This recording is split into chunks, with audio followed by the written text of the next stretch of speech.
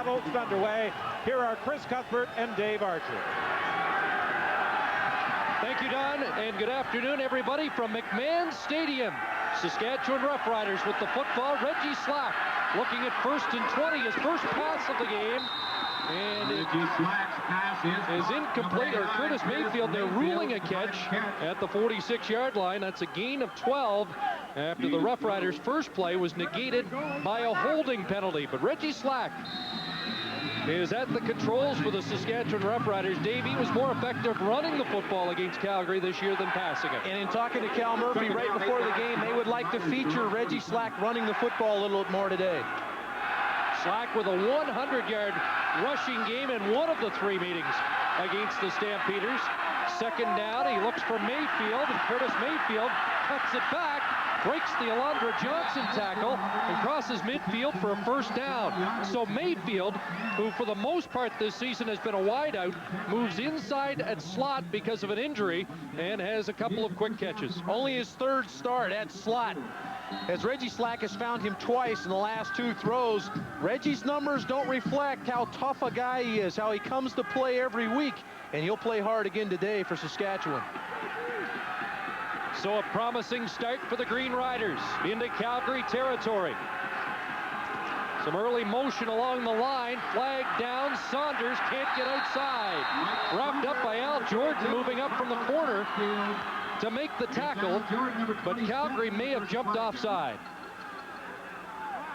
And it's offside. Ken Lazaruk is this afternoon's referee. Offside, Calgary number 95, first down repeated. Well, whenever you can steal some yards, a veteran quarterback's going to do it, and he did with a staggered count there. Got Jermaine Miles. And it'll be 1st and 5. Here's the Saskatchewan offense. Their offensive line will have to play well. Carl Coulter has Green and Kaminsky on both sides. Both haven't played very much. Curtis Mayfield, as we touched on, is in the slot, replacing Rod Harris. Already a factor today, and now Saunders. Mike Saunders, submarine by Marvin Coleman.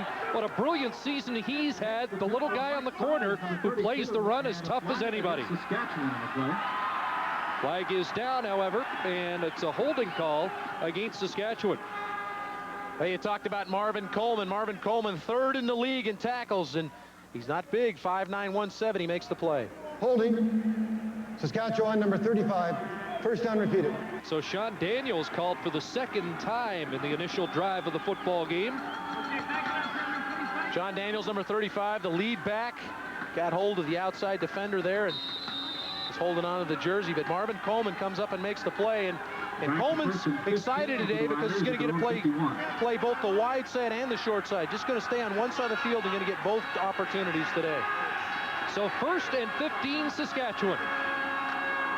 Play action, and Slack looking over the middle, and it's incomplete, intended for the newcomer, Titus Winans. And it'll be 2nd and 15 as we set the Calgary defense for you. Well, this is a defense that's number 2 in yards given up. Steve Anderson steps in to fill the void for Uri Brown being out, but that's a good solid front. And their linebackers are probably their strength. Daryl Hall has had an all-CFL year this year. Marvin Coleman, I feel, maybe the best corner in the league. Marvin Coleman, top defensive player with Calgary. Wally Buono said that it just as easily could have been Daryl Hall. 2nd and 15. Here comes the big rush from McClanahan, and the pass over the head of Donald Narcisse, the great veteran. First time Slack's called his number today, and it'll be 3rd down for the Green Riders. Well, Narcisse and Bobby Jurison, the veterans and the leaders of this Saskatchewan team. Well, they get good pressure on Slack, and the coverage is there, and Reggie does the right thing. He throws the ball over Donald Narcisse's head and out of bounds, minimize any type of mistake here. Paul McCallum will handle the punting duties for Saskatchewan, and Marvin Coleman is the lone man back. Calgary got to a couple of punts last week in their route to BC. They hurry McCallum, and here's Coleman. A no yards flag goes down, and Marvin Coleman is up to the 35. So Saskatchewan didn't give the 5-yard cushion, and Coleman comes up pushing. We're underway in the Western semifinal. The CFL on CBC. One tough game. The redesigned 98 Ford Ranger. One tough customer. Introducing Ford Ranger's Touchdown Drive Sweepstakes. Tune in to the CFL on CBC for your chance to call in and win. Just name the 2 CFL teams that will play in this year's Grey Cup, and you could be on your way to see the big game in Edmonton. Then home to drive away in your fabulous 98 Ford Ranger. Ford Ranger's Touchdown Drive Sweepstakes. One tough customer, one great contest. A crucial part of developing NHL Face-Off 98 was getting feedback from real NHL players, like John LeClaire. Yeah, that's cool how the water ball pops off the back of the net when you score. The hammer guys, I love how the board's going and everything, and the glass rattles. Hey, that's awesome. John? Yeah. The whole team sits in this water? Yeah. All right. Big hip. Hey, John? Oh, even the goalies? Yeah. That's okay. PlayStation. That was a complete disgrace out there. To me, to you, to everybody who's ever worn this damn uniform. This is a 60-minute war. I want to see 110%. If you can't give me that, you won't be going. Refuse to lose. You guys are the conference champions. Play like winners, damn it! You could win a trip to the Super Bowl. Look inside cases of Bud or call this number for no purchase entry.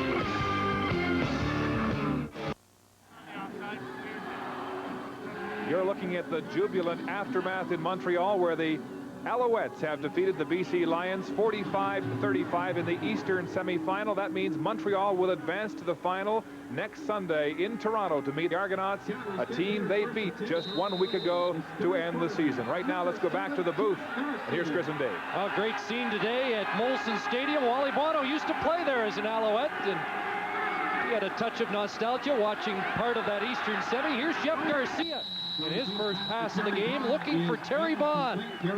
One of his top receivers throughout the season, incomplete.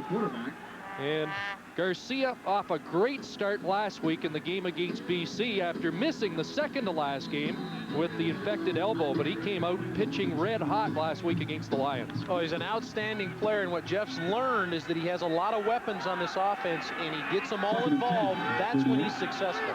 The Western nominee is the outstanding player in the CFL this year.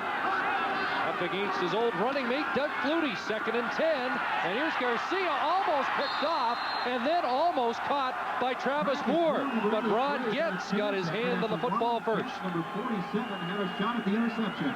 Getz slid out to that hole and made the play. Reaches up, just a zone coverage, and that's what the linebackers have to do. They're 2nd and 10. They don't feel like that they're going to run the football, so they can get some depth with their linebackers. Turl Homer, the halfback coming, but John Kropke gets the pressure on Jeff Garcia, but he had enough time to get that off. Nice play by Getz. Tony Martino, 2nd in punting in the CFL, and Shannon Baker is back for the Green Riders.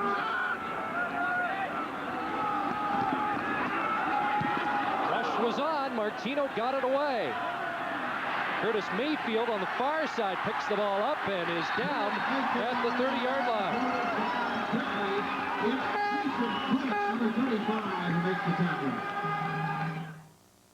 You'll never get left out in the cold with MotoMaster, Canada's #1 selling brand of batteries. Available only at Canadian Tire, Canada's auto parts store, made better.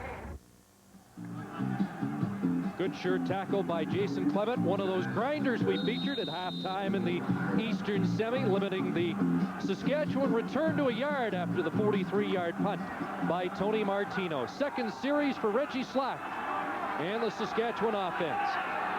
Did not throw a touchdown pass against Calgary in 3 games this season.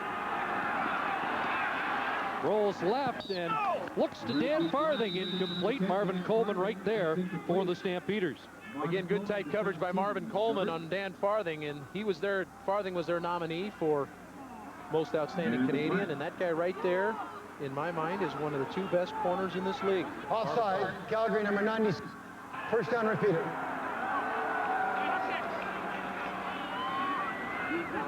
Offside, though, it's Bronzell Miller is charged. 2nd time in this early going. Calgary's been too quick off the mark. So the playoff adrenaline is flowing. 1st and 5. Inside handoff. Saunders doesn't get back the line. Alondra Johnson, the middle linebacker, steps up and fills the hole.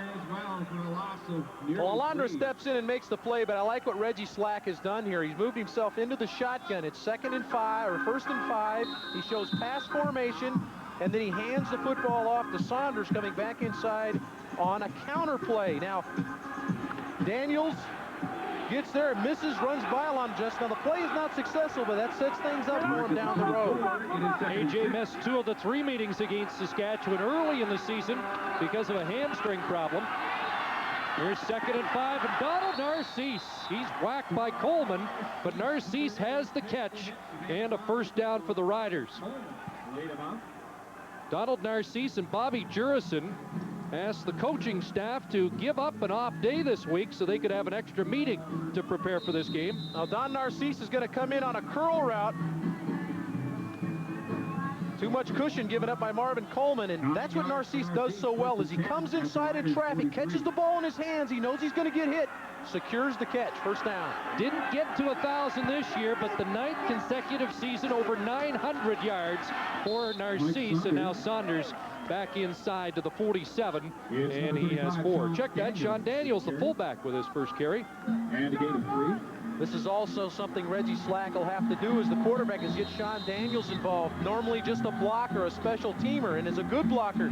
But Jim Daly knows that this offense is going to have to use everybody on the football field for them to be successful offensively. Not a lot of big play guys, but a lot of guys that are grinders that make plays for you. We're still scoreless, 7 minutes into the 1st quarter of the Western Semi. Slack back to pass, now swings out to Saunders. Mike Saunders pushed out of bounds by Jordan, but they're following the Dave Archer playbook here. You want to get that ball into Saunders' hands a lot here early. I really believe Mike Saunders is the most talented guy on the offensive side of the football. He can run it and he can catch it. And this time they get him involved catching the football. He did not have a reception last week against... Major foul, unnecessary roughness. Calgary, number 17, 1st down Saskatchewan. Coleman. So 12 yards on the catch, and tack on 15 more against Marvin Coleman. As we said, that Saunders did not have a catch last week in the shellacking they took against Winnipeg. I really feel like he needs to touch the ball about 25 times today, receiving and running, to be a factor for Saskatchewan. For the Riders at the Calgary 36. Down to the 36 of Calgary, and a 1st down for the Green Riders. Slack rolling left in hot pursuit. The Stampeders get to him. It was Jermaine Miles losing the helmet, but finding the quarterback. Number 95, Jermaine Miles. That's just a play fake. They get Reggie Slack on the edge. As Chris, as you had mentioned, Slack had a 100-yard rushing day against Calgary earlier in the year. It's just a play fake to Saunders. He really only has one guy in the pass route. That's Donald Narcisse. This is pretty much a run all the way. Saunders gets out in front, gets a block on Kellogg. Slack turns it inside for a 9-yard pickup. 21 carries during the regular season, 184 yards and a touchdown. Rushing the football for Reggie Slack. Saunders checks out, and the jumbo team comes on. 2nd and just over a yard for the Riders. Daniels to do that. 1st down. Sean Daniels, a former Stampeder, played with the Stamps in '95. Missed some time earlier this year, and Mike Saunders was telling us before the game that makes an impact when the big fullback's not there. Yeah, he missed 9 games this year with a knee, and these are the kind of things that Daniels will do for you. Is he'll get the tough 3 or 4 yards inside on short yardage situations and down on the goal line, but he's featured as a blocker, and he does it extremely well. So it's been a promising start for the for the Riders today. Looking for the first points of the game. Reggie rolls right. Can't find anybody. McClanahan got the slack as he unloaded, incomplete for Narcisse, and flags are flying.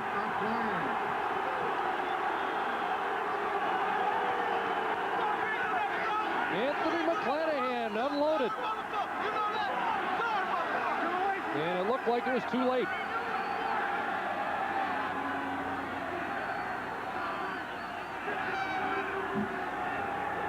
Major foul, roughing the passer. Calgary, number 41.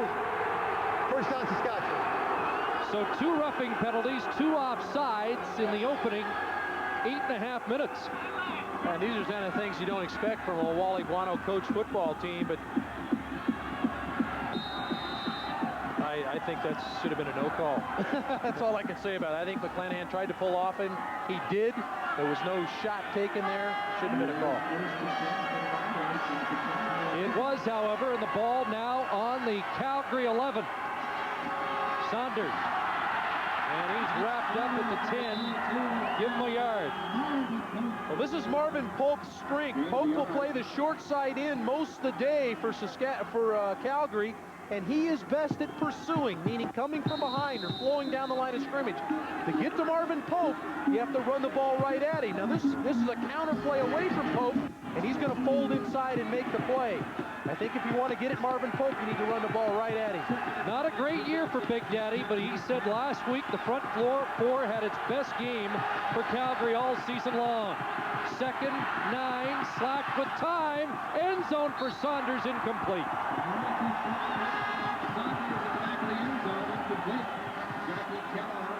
I'll tell you what, Reggie has come out and done some things that have been very rewarding to him early, and that's getting Mike Saunders out in the pass route. These linebackers are run stoppers. McClanahan and Alondra Johnson are run stoppers, but if you lock him in coverage, that's not AJ's strength, and Saunders has him beat. The ball's just overthrown.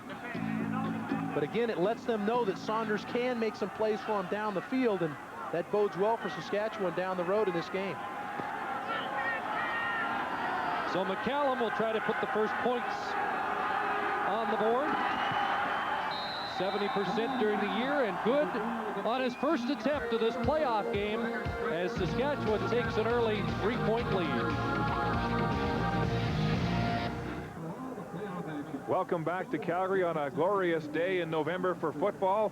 The Stampeders have not lost to Saskatchewan since 1989 here at McMahon Stadium. But Jeff Reinbold, who's our game day analyst here today, what do you think of the way Saskatchewan has started? I've been impressed with them. They come out emotional. They're into the game. A few penalties early, but that's part of the emotion of the game. But they're doing a good job utilizing Saunders. They're getting him out of the backfield, and I think, you know, playing hard on defense, as you see right there by Bobby.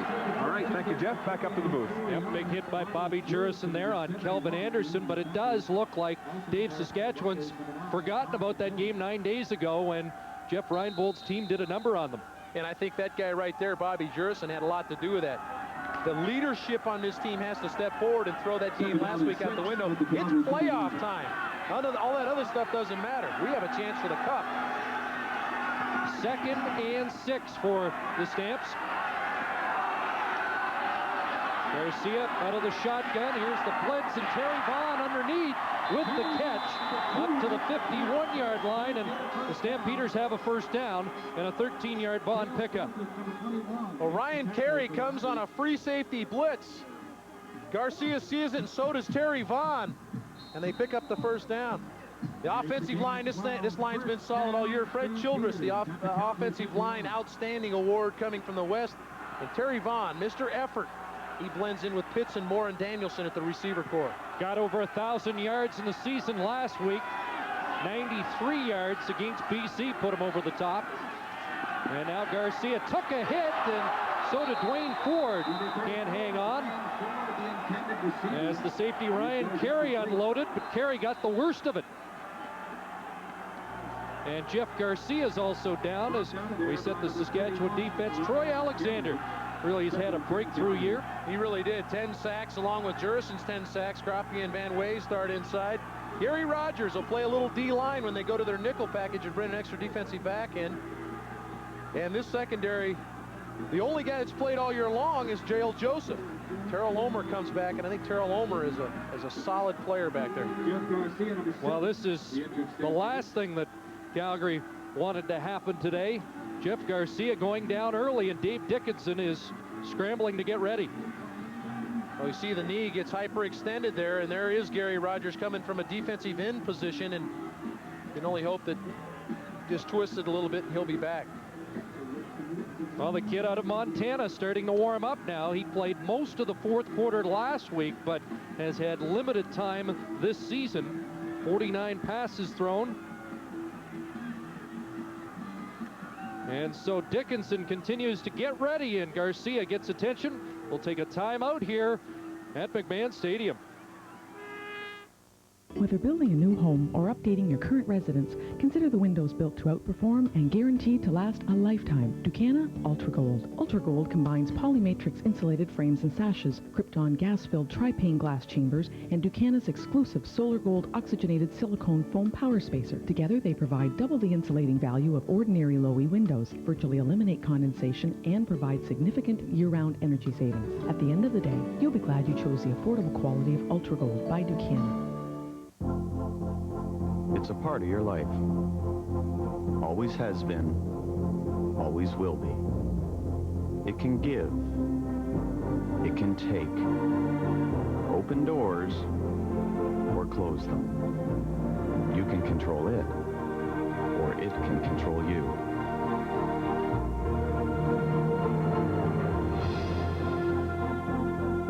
TD, we're here to help make it easier.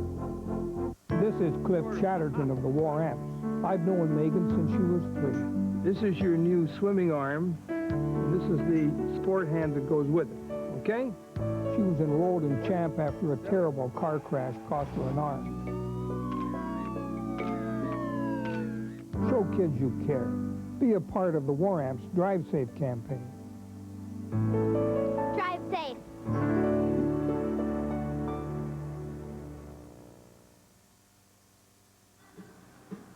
There's Jeff Garcia just moments ago getting up and being helped to the sidelines with trainer Pat Clayton. And here's how it happened. Well, Gary Rogers gets the leg trapped underneath of his body, and it hyperextends on Garcia. He limped off on his own power. He only hoped that he could get back in this ballgame. Well, what a spot for Dave Dickenson. Some people thought that he would challenge Garcia for the starter's job this year. It didn't work out that way. Did get one start against the Argos and now goes to work and comes out firing. Finds Terry Vaughn at the Saskatchewan 50-yard line. 8-yard pickup for Vaughn. Dave Dickenson, a guy who was a star in college, 96 touchdown passes at Montana. Well, most of that work right there, stats-wise, came against Toronto. He played virtually, or he did play the whole ball game when Garcia had the elbow problem, so he felt like that was a big bonus for him. You think you're ready until you get thrust in, and in a backup capacity, you don't know how rusty you are until you'll actually get a play, so that was a big thing for him. He played quite a bit of that, played all that football game about 3-4 weeks ago. Stampeders are 2 yards short of a first down, so Martino will punt it away, and Shannon Baker drops deep with Curtis Mayfield.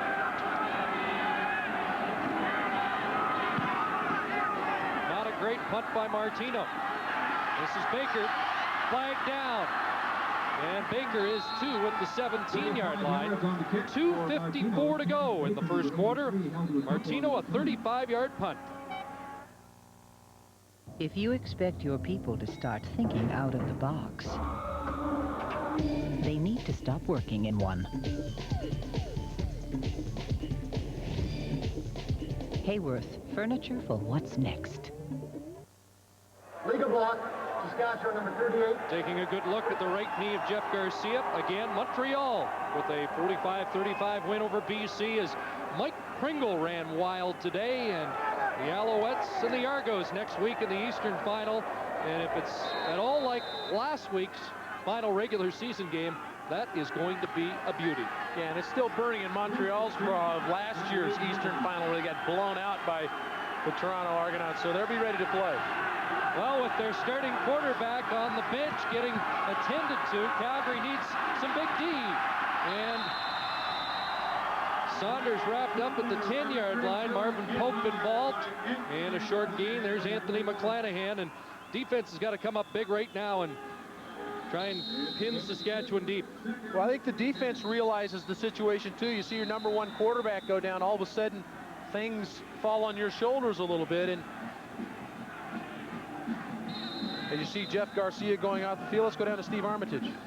Yeah, David, I'm walking alongside Jeff Garcia right now. They've been checking that right knee, and what they've been doing is looking at the joint just below the kneecap in the right knee, and they've been checking for that left to right motion. There is some motion. Garcia got up, could barely walk, and he's right now being helped to the dressing room by the team doctor.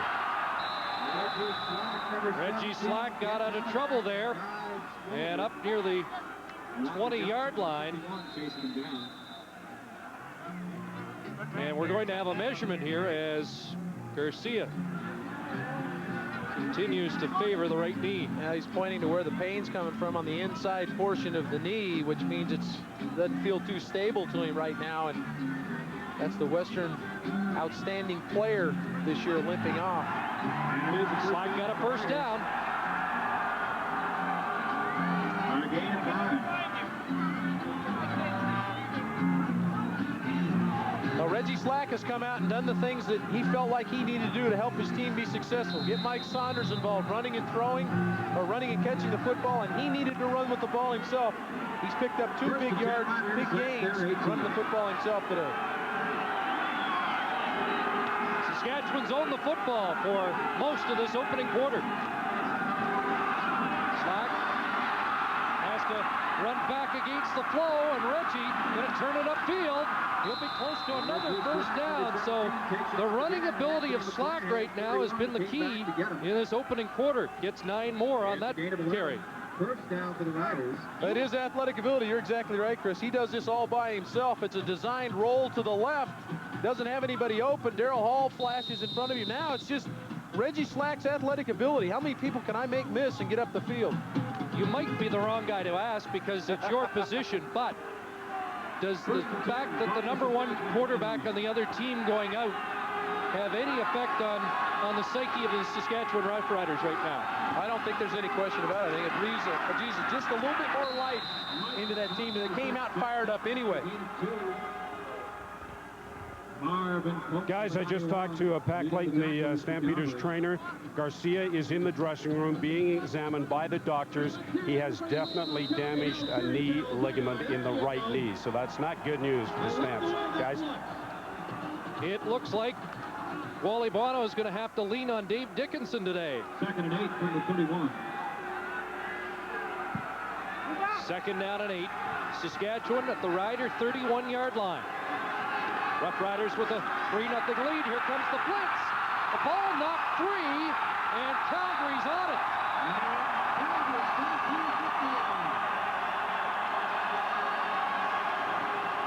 Well, this is something Saskatchewan had a problem with, Chris, last week. Jim Daly's team could not pick up the blitz against Winnipeg. This time, they don't pick it up again. Davis makes a big play.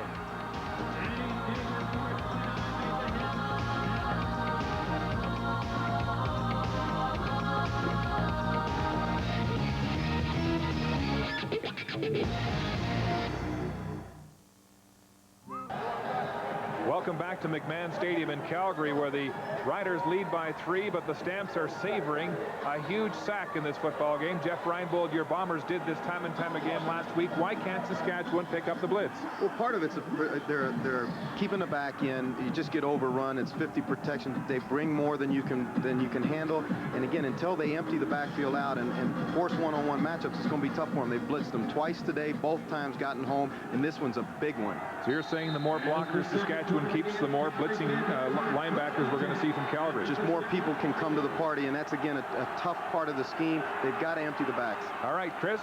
Eddie Davis was the party crasher there. And Calgary takes over. Dickenson under the gun now. And he's finally down. Ron Getz and Troy Alexander finally bring him to the turf. A whole raft of riders there. Troy Alexander. We talked about Troy Alexander having 10 sacks. He ended up getting that sack on Dickenson because of John Kropke. So everybody up front playing well. It's a pressure package. The linebackers are coming. That's Ron Getz at the bottom. There's Kropke, gets a piece of Dickenson, and then the mop-up duty comes from Alexander and Getz. Loss of 8. 2nd and 18. Terry Vaughn coming across, drops the football, and Bobby Jurison's got it. So they trade fumbles here, and Saskatchewan gets it back. Dave, during the regular season, Saskatchewan turned it over 58 times. Calgary, half that number, 29.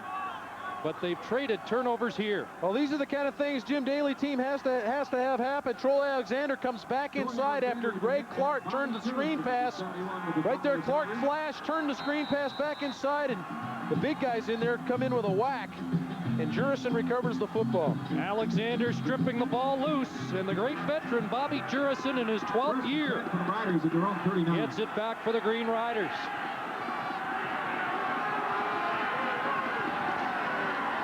First down, Slack, better protection. Now unloads, incomplete as Jermaine Miles was finally getting to the quarterback. Mayfield, number 89, Al Jordan was right there, number 27. Well, Saskatchewan has dominated the numbers to this point. They've owned the football for almost, 11 and a half minutes of the football game, so that's why the numbers favor Saskatchewan. But this game is still just a 3-0 ball game. But I like Reggie Slack is doing a lot of good things. Play action pass, getting the ball to Saunders, getting some other people involved, running with the ball himself. He's playing a solid game right now. 2nd and 10. Slack over the middle, has a completion, and Mayfield with his 3rd catch of the game near midfield, 15 yards, and a first down. Well, this was an offense that was in complete disarray last week against Jeff Reinbold's Winnipeg Blue Bombers, but because they're getting some protection and they've had a little bit of success with some things are starting to happen. They get a little bit more confidence. This time, Curtis Mayfield comes inside for Gary Hoffman's offense. That's Gary Hoffman, offensive coordinator. Struggled last week, but this week, plan seems to be working against Calgary. Saskatchewan first down. Slack looks outside for Saunders. Can't reel it in. Darryl Hall was there in coverage. Out of his reach, incomplete. Darryl Hall, number 4. This is super coverage by Darryl Hall. Darryl Hall collisions. Mike Saunders right there just throws his route completely off. Saunders lays out to try to make a play, but credit Darryl Hall. Good collision to the running back coming out of the backfield. Hall in his 5th year with the Calgary Stampeders. Played for the Broncos for 3 years. 2nd and 10. Slack over the middle, and a completion to Narcisse. Stampeders claim he didn't make the catch. But it's another first down and a gain of 12. First down for the Riders. Well, this is a different offense we're seeing than last week. Dom Narcisse comes up with a low throw here. Let's see if he got his hands underneath. Oh, yeah, the vet receiver goes down and gets it. And that's a good call on the completion, but they're showing a lot of different formations. They're giving Calgary some headaches with what they're doing. I know George Cortez, the defensive secondary coach for Calgary, says they've really been leaning on Narcisse in recent weeks. Slack rolling, Mayfield, and he found a seam and is down to the 15-yard line. Well, Curtis Mayfield really was not a factor in the games against Wally Buono's team this year, but he's been a big one so far this afternoon. Well, Curtis comes into this game as a receiver in his career, only averaging 2.9 catches a game, which means you're not much of a factor, but this is a frozen rope from Reggie Slack on the run to the slot receiver Curtis Mayfield for a big gainer. Dave, in the games against Calgary, he had 9 catches, but he averaged less than 6 yards a catch. Not today, 4 for 66. First down, Saskatchewan. Slack, good protection. Looking down near the goal line. Ball is jarred loose. And are they ruling it a catch? Yes. Oh, boy. If it's a catch, isn't it a fumble? Alondra Johnson with the big hit. Ball popped loose. Well, Narcisse is going to be on the ground when he catches this football. He slides to make the catch, and then the big hit from Alondra Johnson. I think that should have been a fumble.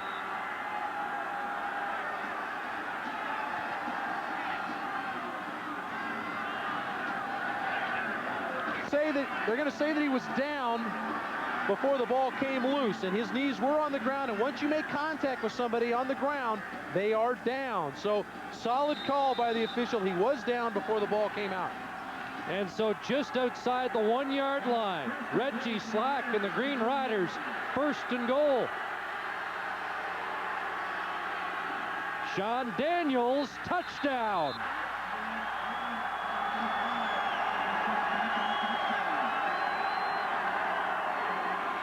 A methodical drive led by Slack and finished by Daniels. And yes, they're swelling with pride here at McMahon and in the province of Saskatchewan. What a start.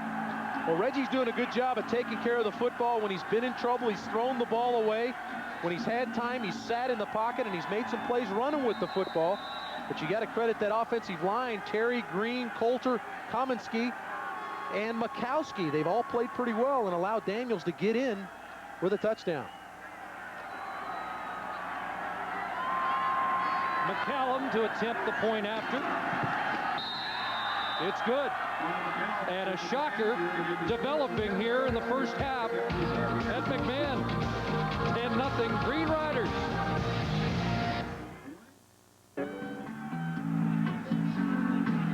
Reggie Slack has been in the fishbowl this year, often criticized in Saskatchewan, but off to a great start. He's really mixing a lot of plays, and there's 7 plays in that drive, and there's always a couple that stand out. This was the throw to Curtis Mayfield, and a gunshot right out of the arm there. A beautiful throw. Kalen couldn't make the play. And then here's the throw to Narcisse, where Narcisse has the knees down. Alondra Johnson with the hit, but he'd already established himself on the ground, and then Sean Daniels powers it in. So the 1-yard plunge, just one of the 7 plays that keyed that drive. Jim Daly, in his first playoff game as a head coach, has a 10-0 lead, has knocked the starting quarterback of the opposing team out of the game so far, and is on the patrol.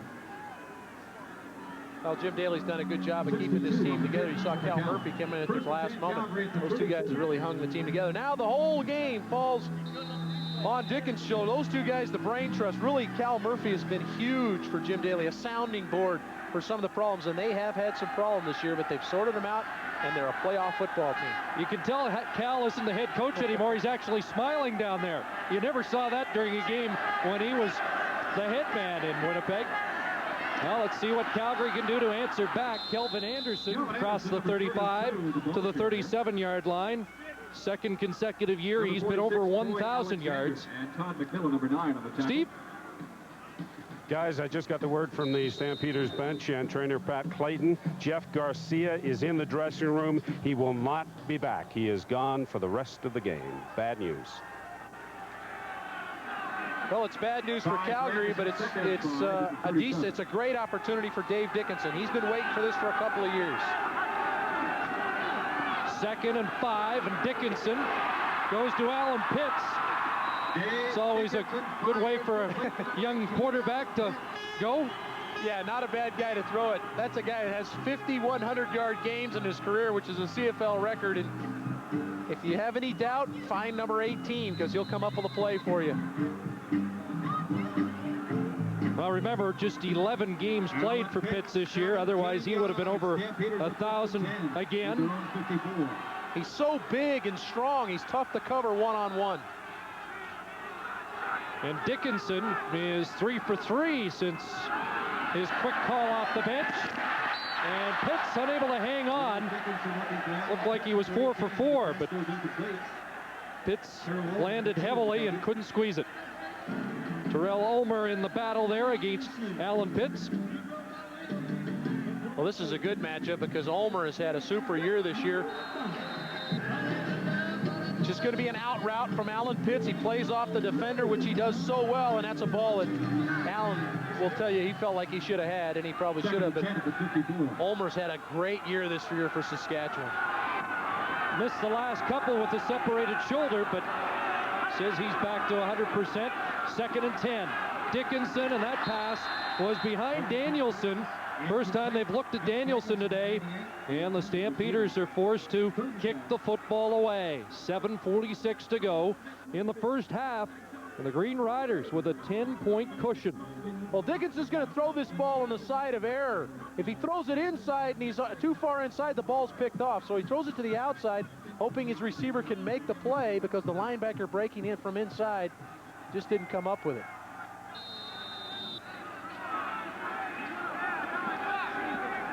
There's Curtis Mayfield. Shannon Baker's also back.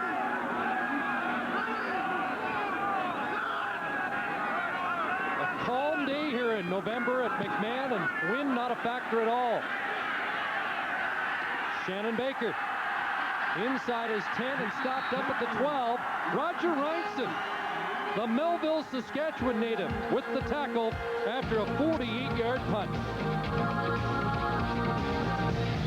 Here's Danny Barrett talking with the receiving core of the Calgary Stampeders. Stamps down by 10 here late in the first half, and now conferring with Dave Dickenson. What a huge plus Danny Barrett being on the sidelines is. He's been in all these battles, been to Grey Cups. Great addition to that coaching staff. Although the way things have unfolded today, he might be a bigger plus with pads on. Sean Daniels with the carry, 5-yard pickup. Danny always comes out right before the game, Chris, and throws the ball with Alan Pitts, and they throw for about 30-35 minutes before the game starts. So he can still wing it, and you can bank on the fact that he's got everything in his mind. I guarantee he can step on the field right now and move a football. It is 2nd and 5 from the 18.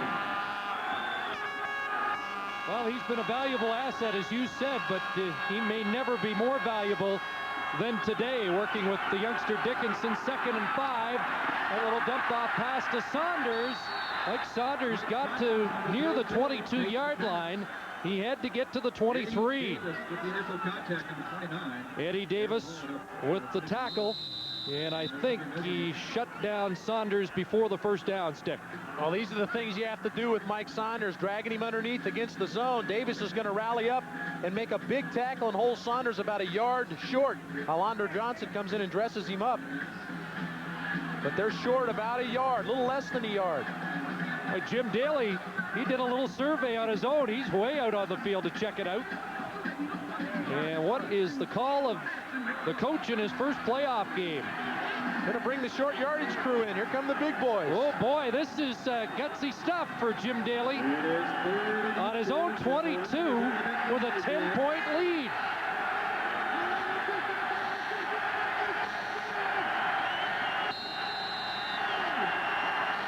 I'll give them marks for boldness.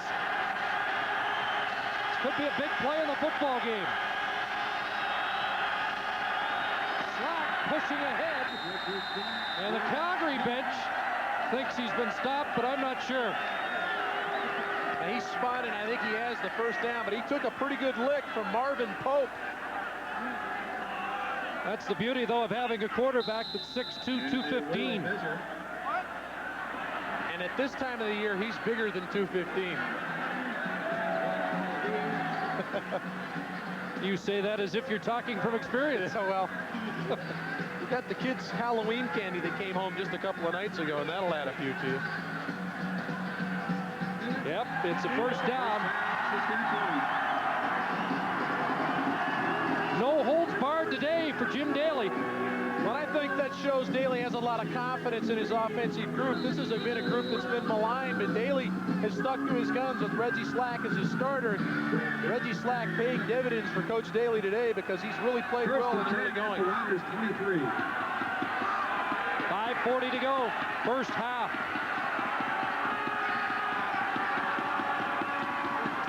Darren Joseph spun off Hall and gets to the 27. Number 20, the ball carrier. Joseph with a pickup of 4 out of the University of Ottawa.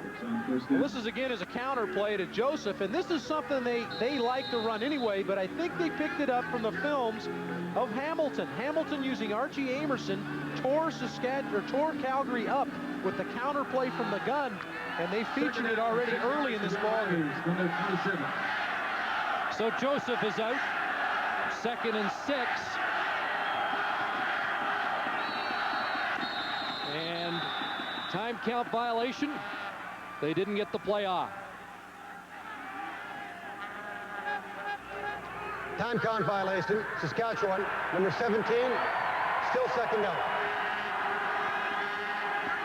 Now, see, that disrupts your entire plan. You picked up 4 or 5 on first down. Now you're at 2nd and 5, and now you get the time cut violation. Reggie can't allow that to happen. Now, whether it's shuttling people in and out or causing him a problem to get his plays off, that's something that needs to be ironed out with his coaches. But that's something you can't allow have happen. And now he's got 2nd and 11 back at the 22. Rush on, outside Farthing, nowhere to go as Coleman tosses him down.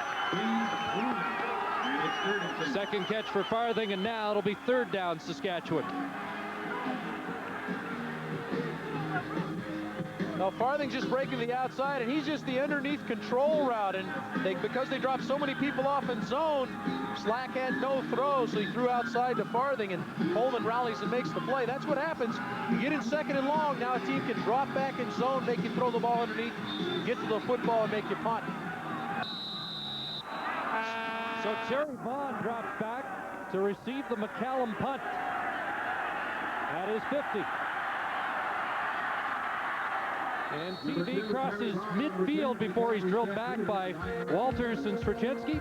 4:37 to go, and the Riders on top.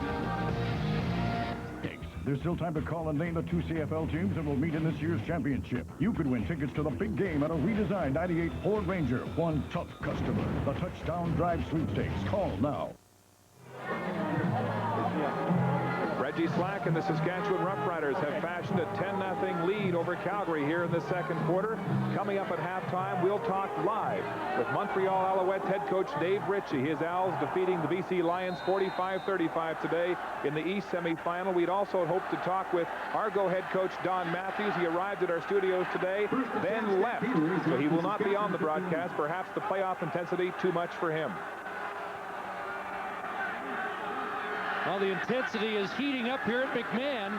Here's Dave Dickenson looking for Terry Vaughn. Nice move by Vaughn outside and down to the 30-yard line of Saskatchewan. And Vaughn thought he should have had a few more. 20-yard gain. That's a good read by Dave Dickenson. They come with a blitz to the wide side of the field, and he finds Terry Vaughn coming back underneath. And I think Terry Vaughn might be the best run after the catch guy. The blitz is going to come from right there. You see the top to the bottom of the screen, but here comes Vaughn inside. Now watch him make people miss. Maybe the best run after the catch receiver in the league. Only the 4th first down of the opening half for Calgary. Here's the reverse. Vaughn was drilled and back at the 40. There is no fumble on the play, but Terry Vaughn was really cranked. Well, Terrell Omer is the halfback, and he's the halfback to the short side of the field, and he blitzes in and makes the play. Omer leads his team in tackles if you exclude K.D. Williams, who departed after about 9 weeks in the season. But Omer comes in on the blitz, and he's right there to wrap up Terry Vaughn. It looked like to me the ball might have squirted out on Vaughn a little early. That handoff's a split second later. Omer might have taken it. Tell you what, that was a fumble right there. There's a loss of 10.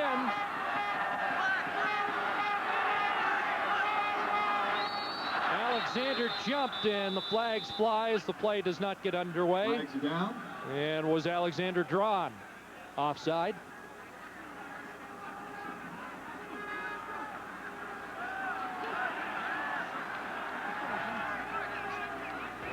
Offside, Saskatchewan, number 46 and 71. 2nd down repeated. Got the 2 sack men coming off, Jurison and Alexander. The fullback's going to start in motion right there, and because of the movement in the backfield, that's all those 2 outside rush guys were looking for. They knew it was a passing situation. As soon as they saw movement, they rushed in. They've given the 3-minute warning to both benches here at McMahon Stadium. Wally Buono's team in a hole. The Calgary Stampeders have a great... Like a rock. Hey, when are you gonna buy a new truck and sell me this one? You know you deserve a new truck, man. Oh, come on, man. You know, I've been asking you for years how much you want for it. You know, ballpark, what do you think? I mean, you gonna keep it forever? Come on. Homer away. Rider pride is always in evidence, and the Green Rider fans enjoying what they've seen today. Hoping this is shades of '89 once again. 2nd and 15 for number 15, Dave Dickenson. Gets away from one and spots Pitts down at the 20, and that should be a first down. Dave Dickenson escaped Greg Clark, the middle linebacker, and found Alan Pitts. Well, they're going to play back. You can see right here, they've got all these people in coverage. Now as the ball snapped, they drop back. Now Clark sees Dickenson begin to scramble. He comes up and puts pressure on, misses him. Dickenson makes him miss and hits Pitts for the first down. So the Stampeders now threatening.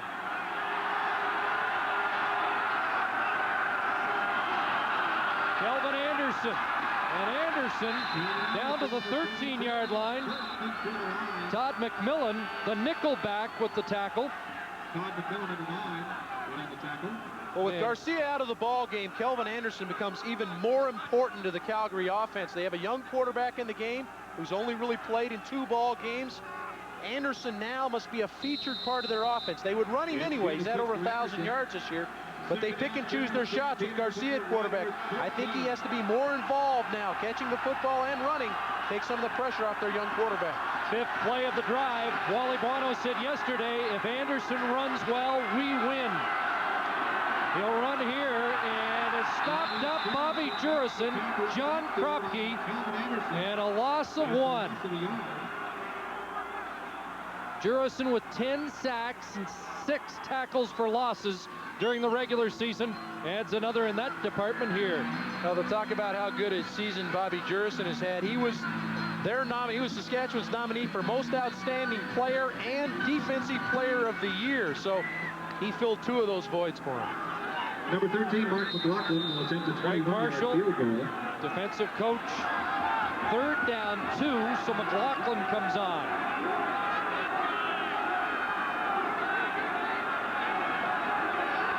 21-yard attempt. Is there a flag? McLaughlin makes it, and the Stamps are going to argue that somebody on that line was offside. Well, Eric Sutton, the rookie cornerback, was wind up to the outside and looked like he might have jumped. I think the referee is saying he got back. Sutton looking over there. He even right here. The referee afterwards. There's the snap. Did he go back? Boy, Sutton looked guilty as he looked over to see if the flag had been thrown. That would have been an automatic first down for the Stamps. And those are points Calgary would have loved to have taken off the board. Well, there's a referee standing right on that side looking at it, and he felt like he got back before the snap. He was not in that 1-yard neutral zone, and that's a judgment call on his part. It was not Ken Lazarick, the man we were seeing there. So it is a field goal, and it's 10-3. Mark McLaughlin, 21-yard field goal is good. It's the Riders 10, the Stampeders 3. But it's been a first half where most of the breaks have gone Saskatchewan's way.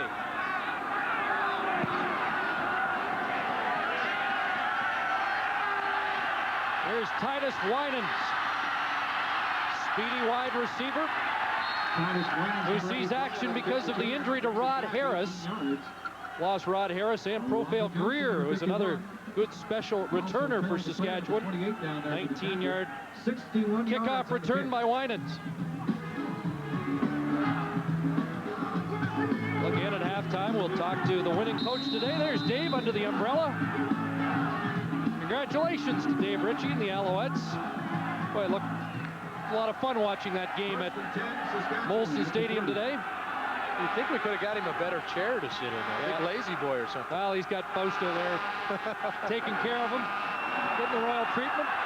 Nice fake by Slack. It throws outside. Narcisse at the 40. A catch in front of Al Jordan, but a flag down. Oh, we've got flags all over the field. We're going to get a roughing on Miles against the quarterback, but there's another flag also.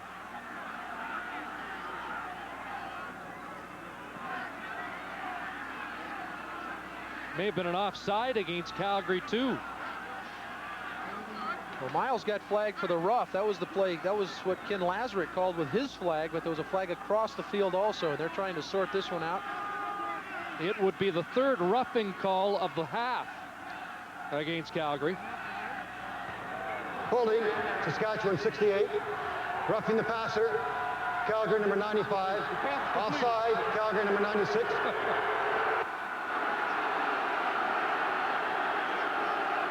Well, there would have been more penalties, but they ran out of markers.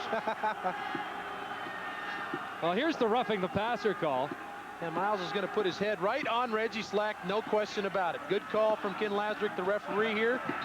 And Reggie made a nice throw to Narcisse, which got him the first down and extended the drive. It all adds up to first and 10 from the 40, which is where Narcisse got the football. Minute 15 to go in the half. Slack looked over the middle, held up, and now finds Narcisse at the 47. And a gain of 7 for the 11-year veteran who had his best game this year against Calgary, 118 yards. Again, another great decision by Reggie Slack. He had Mike Saunders breaking inside, pump fake like he was going to go to him, saw the linebackers break on it, went outside to Narcisse.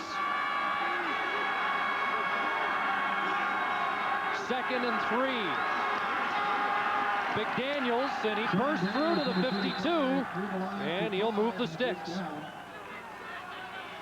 Sean Daniels with only 13 carries during the season. Reggie Slack's called his number a few times this afternoon.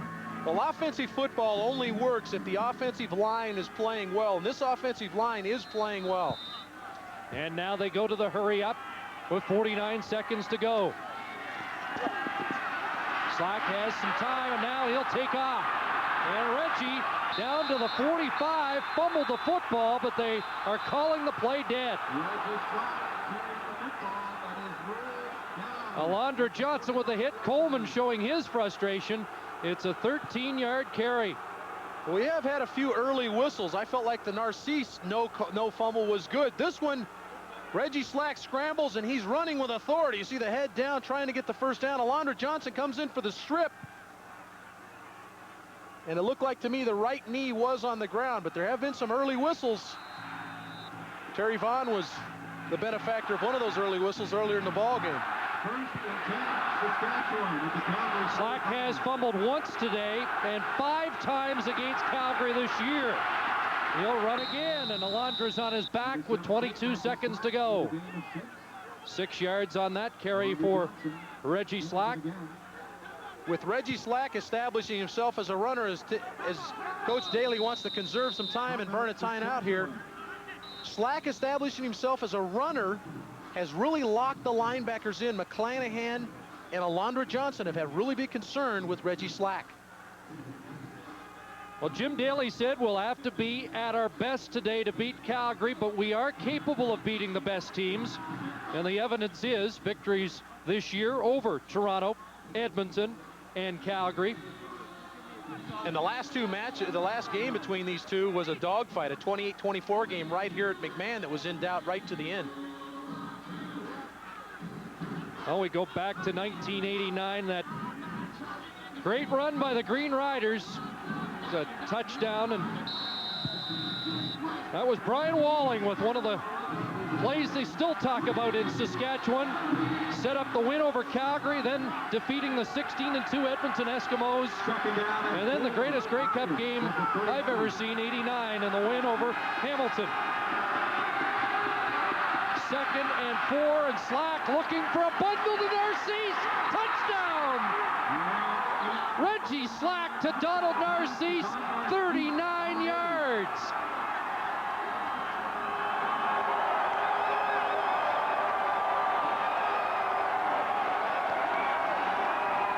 Well, when you get into playoff games, it's all about veteran players stepping up, and Donald Narcisse has been a huge factor today. Narcisse catches the perfectly thrown ball from Reggie Slack, good protection, and Wally Buono's team finds themselves under the gun, and they'll have to come from behind to climb back into this one.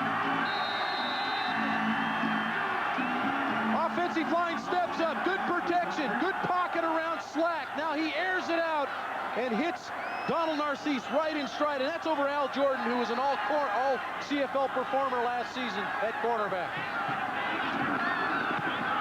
McCallum adds the convert. 15 seconds to go in a shocking first half at McMahon Stadium. This has been the best half of football Reggie Slack has played this season. I've had an opportunity to see Saskatchewan play a number of times this year, and Reggie Slack is on his game. He is in a zone right now at quarterback. 6 plays, 80 yards on that drive. The other touchdown drive, 7 plays, 71 yards.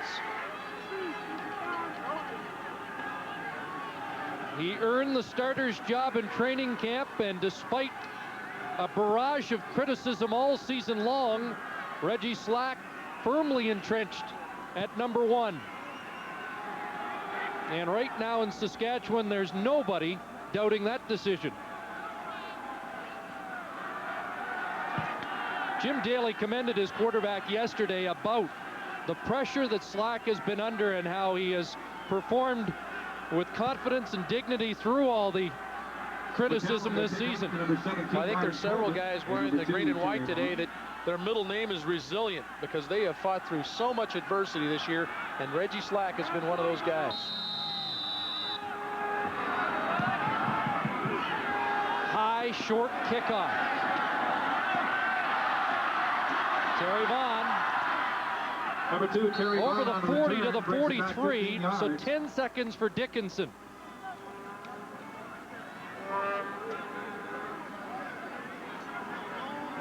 Tony Marciano with words for his quarterback. You want to make a play call here with 10 seconds to go? Or? Well, I think you take a shot. You're out near midfield, you take a shot. He's got a lot of dangerous people on his side of the football. You take a shot down the field. 10 from the Calgary 44. And this is a confidence builder for the young guy to come into the second half with.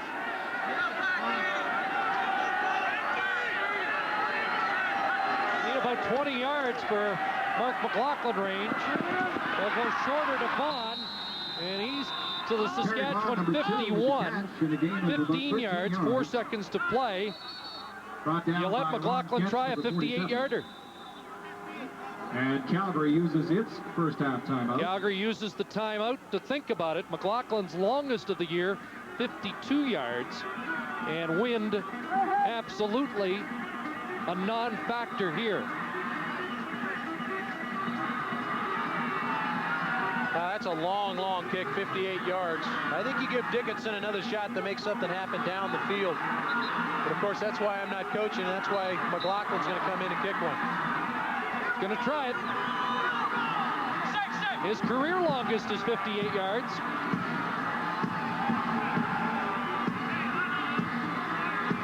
Well loaded up, Mark. You'll need all of it here.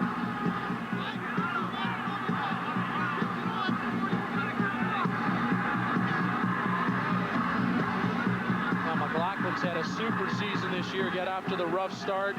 Death of his father this year was something he really had to endure early in the year, fought through some of the problems, and has had a super season this year. Not going to get any help from Mother Nature.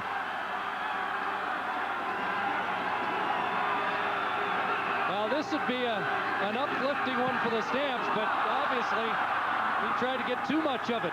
And the shank bounding down. Whoop, there's a loose ball, but a flag on the no yards. Our flag is down and a fight for the football. Well, what happens so often when you're kicking a long one, you have to get some low projection to drive it out of there, which allows the hands to come into play. And because he had to hit it so low, Saskatchewan defender got his hand on it and knocked it down.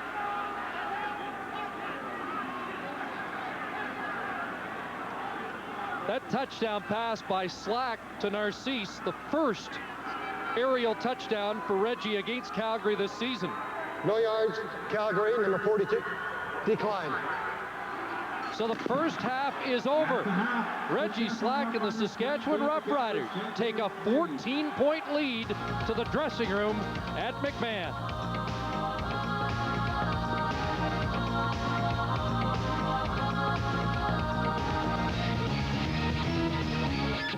The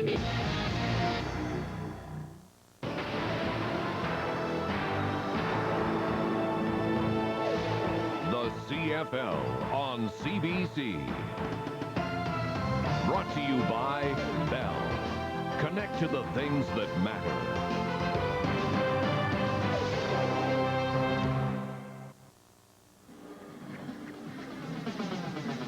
Welcome back to Calgary, where not everybody's at the football game. Some enjoying the foothills and the fine weather. Reggie Slack enjoying the weather here, showing his moxie as a quarterback with a 17-3 over Calgary at the half. Well, earlier today in the East semi-final, what a thrilling shootout as the Montreal Alouettes prevailed over the BC Lions. The final score, 45-35. Mike Pringle having an outstanding game, 263 yards rushing, a new playoff record, and 2 touchdowns, celebrating his fans along with head coach Dave Ritchie.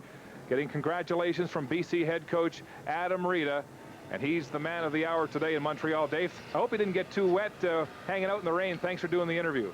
No problem. It stopped raining when I came over here to do the interview. Dave, let me ask you about the football game. It looked like a blowout at one point, 42-12, and then BC made it interesting.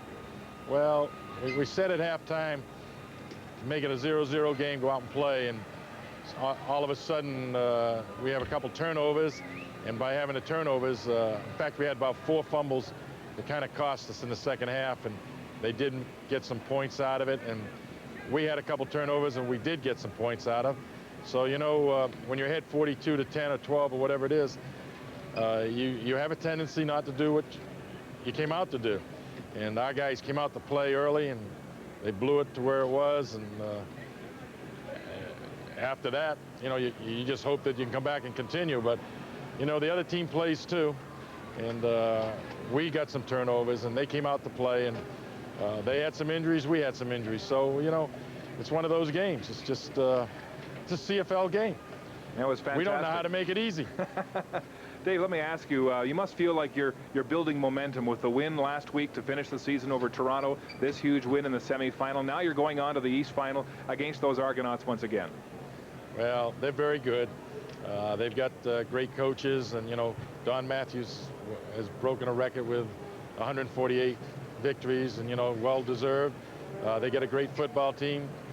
All I know is that our guys got a lot of courage, a lot of fortitude, so we're going down there to play them, and we will go down and we will hit, and we'll do the things that we do best, and if we don't do them, how could we lead the league in penalties, you know? Well, Dave, Wally Buono, the head coach here in Calgary, was making the point yesterday that he felt the Stampeders did not have momentum every year. They had the bye into the division final. They felt that by going through the semifinal, you build momentum. Do you feel that you're doing that now? Well, the only thing I wish that, you know, if you have your druthers, Toronto's sitting back getting their injuries better, and we just came up with 3 or 4 big, huge ones, and we don't know where they're going to be until Wednesday, you know, as far as where they'll, you know, will they even be able to play. And I think that's the only thing about having a bye and not having a bye. The other thing, though, is that we hit again this week, and we got a little mode to hit, and I know they got some kind of philosophy down there that they don't lose 2 games in a row, but you tell them we're coming. That's all you have to tell them. I'm sure they're watching this broadcast right now. Listen, there's a guy here who matched minds with you all season. He's got a few things to say to you. Chief. Who's that? Jeff Reinbold. Yes. Here we go. Chief, hi, how are you, Jeff? Congratulations. Thanks a lot. 3 wins in a row now. I know this about your football teams. You will show up, and you'll bring your helmets against Toronto. Good luck. Oh, thanks a lot, Jeff. Thank you. All right, Dave Ritchie, thanks very much for joining us at the half from Montreal. Congratulations on your big win today over BC. Thanks a lot. Dave Ritchie and the Montreal Alouettes to face Don Matthews and his Toronto Argonauts in the East semi-final next Sunday from Toronto. We're back to Calgary right after this. Pretty nice day for fly fishing on the Bow River here in Calgary. The Stampeders, though, hoping they'd be a little better than this. Down 17-3 to the Saskatchewan Roughriders at the half. Who would have thought that after Saskatchewan was routed 55-9 1 week ago against the Winnipeg Blue Bombers. The Calgary Stampeders suffering the loss of their first-string quarterback, Jeff Garcia, in the first half, and that has to be the big story. Let's go up to the booth now and welcome back Chris Cuthbert and Dave Archer. Mark, I only have one question. After 55-9 last week in favor of Winnipeg over Saskatchewan, how did Reinbold's team not make the playoffs? What we're seeing today, you know, Jim Daly, we asked him a lot about what happened last week, and he said, I'd be paralyzed if I had to analyze that. We just put it aside. Sometimes you're not sure if a team can do that, but apparently they did. Yeah, and I think it all fell on their veteran players. The Bobby Jurrisons, the Reggie Slacks, and the Don Narcises of this team have stepped up and played at a different level than they played a week ago, and that's been the key to the game. And another key is the injury to Jeff Garcia, and it looks like he's done for the day. So it's Dave Dickinson's game after this hit on Garcia. Yeah, it's unfortunate to see the most outstanding guy in the West go down with the injury, but as you said, Dave Dickinson now will have to step up and pull the reins of this Calgary team. Well, veterans were the leaders here. Reggie Slack, Bobby Jurrison, and Donald Narcisse for Saskatchewan, and this was a huge play at the end of the game. Well, it's a super throw by Reggie Slack, and then Don Narcisse, who'd made several catches early in the ball game, cups up for another big play. And the veterans on this football team have come to play. And another one of these veterans, Bobby Jurrison, most outstanding player on this team, most outstanding defender on this team. He brought his defensive crew. They have played strong football today. Told the story about Jurrison and Narcisse both saying, we don't want the day off. We want to go into a meeting and really gear up for Calgary. And I think that says a lot about those two guys and the team. I think it really does. This team has been resilient, as we talked about. They've had a lot of adversity, the quarterback thing, the KD Williams thing early in the year. Jim Daly's kept his team together, but the veterans have kept this team together, and they're playing today that way. How about the young guy Dickinson? Well, everything's on Dickinson's shoulders, but Dickinson knows this offense. Danny Barrett will be right in his ear. He'll be helping him. They'll be ready to go. Okay, let's check in with Steve Armitage. Thanks very much, guys. Jim Daly, you said coming into this game that your team would have to be at its best to beat the Stampeders. That was a terrific first half. Well, our guys are playing at a high level. We've told them all week, you know, after the embarrassing loss we had against Winnipeg, who had a great game against us last Friday, we needed to come back and play real great football and come in and play at the highest level, and that's what our guys have done, and they've responded. We learned a lesson from Winnipeg, and they had a great game against us, and we're trying to have one tonight. Congratulations on a super first half. Good luck in the second half. Thank you. Mark, back to you. All right, Steve, Don Narcisse emerging as a vocal leader on this football team, and now walking the walk here. His Riders up by 14 at the half. Welcome back to McMahon Stadium. Now an anxious spot for most of the 20,000 on hand today, as the Stampeders find themselves in a 14-point hole as we start the second half with Marvin Coleman at his 17-yard line. Here's Coleman up across the 35 to the 39. And as the offense comes onto the field, let's check in with the Calgary starter and Steve Armitage. Thanks, Chris. I'm with Jeff Garcia. Jeff, how serious is the knee injury? We won't know until tomorrow. It seemed like all the ligaments were still in place and probably just stretched them a little bit. I just hyperextended it to the worst possible way you can get it, and I'll have an MRI tomorrow, like I said, but I'll be fine. I think I'll be able to go, hopefully, at some point, and you know, I'm just hoping that we can pull this out. I want to say hi to all my family back home, and I'm all right.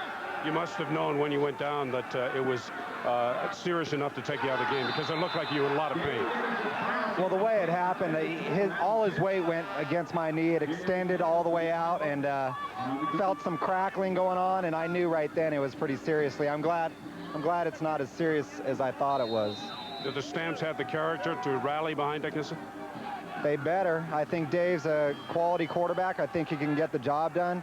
They just need to give him the opportunities to do it. We need to spread it out a little bit. We need to get 5 receivers in the game and allow their DBs to try to cover our guys, which I don't think could happen. Jeff, thanks for doing this. Good luck. Guys. 6 receivers there, Steve, and Dickenson took a late hit. Danielson didn't get the first down, but a flag thrown after Dickenson delivered the strike.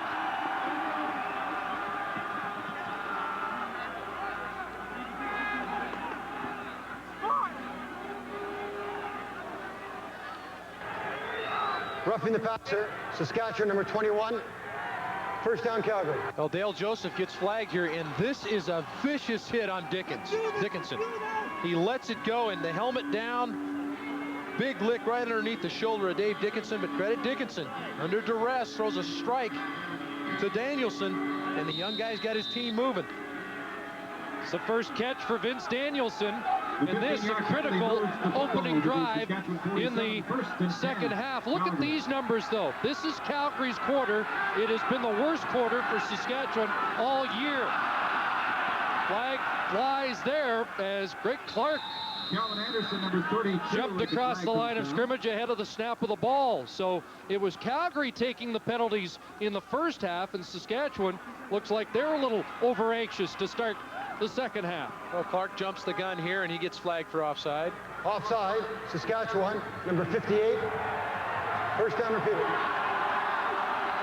Yeah, Clark's right in the middle. Jumped the gun. The thing that Saskatchewan's doing defensively now in this drive is they're helping the young quarterback. They're giving yardage to him that he's not earning, and that's what you need to do. That's what Wally would hope would have happened for his young quarterback. Get a few breaks. First and 5. There's the 5-pack that Jeff Garcia talked about. Dwayne Ford, the lone setback. Dickenson gets it to Danielson, trying to escape the hold of Dale Joseph, and can't do it. Let's check the first half numbers. Saskatchewan owned the football in the first half because they got everybody involved. Saunders was a key part. The rushing yardage for Calgary, which they like to feature somewhat with Anderson, has been non-existent. Subsequently, they have not held on to the football. Just a good, solid first half of football from the Rough Riders. First down for the Stampeders at the Saskatchewan 37. Dickenson rolling right, has Pitts. Alan Pitts cuts back. Pitts, great move, down to the 15. 21 yards. Well, we talked about veterans stepping up at the halftime for Saskatchewan. Now the veterans are stepping up for Calgary. We're going to roll this here, and Alan Pitts is the slot receiver to the top of the screen. Good solid throw from Dickenson, and now Alan Pitts works some of his magic and makes some people miss. Gets a nice block from Terry Vaughn. Danielson and Pitts now stepping up, the veterans for this Calgary offense. Third catch for Pitts. Dickenson 9 for 12 on the day. First and 10, looking over the middle. Danielson to the 9. This is Calgary football. We didn't see it in the first half. When Danielson and Pitts are catching the ball, Calgary's usually on the move. And what's happening here, Chris, is we're seeing Tony Marciano's adjustments at halftime. Pitts was not involved. Danielson was not involved. Yes, their quarterback has changed, but their philosophy does not. These are their two featured receivers, and now they're being featured in the second half. Vince Danielson, a brilliant year, 91 catches. There's Tony Marciano, 2nd and 4 as he watches his offense go to work. And flags fly. 1 second left on the time clock, so that's not the problem.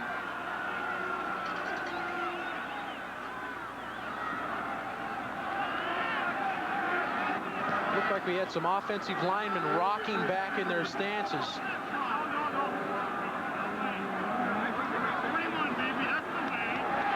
going against Saskatchewan. But they were drawn off by movement on the other side of the football.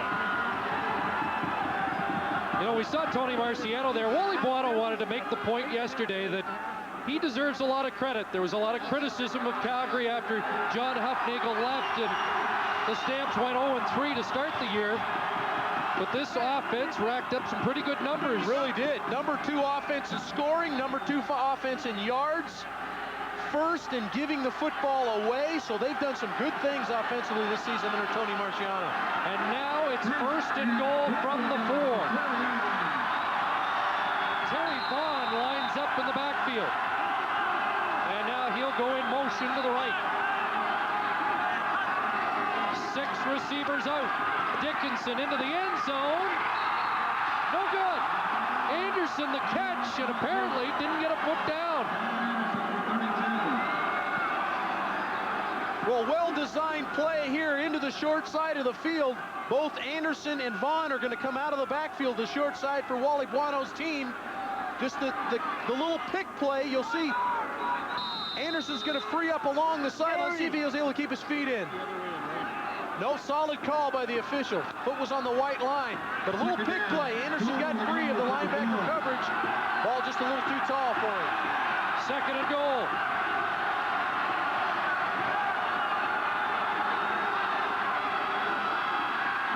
End zone, Danielson, incomplete as he was cranked by the safety, Ryan Carey.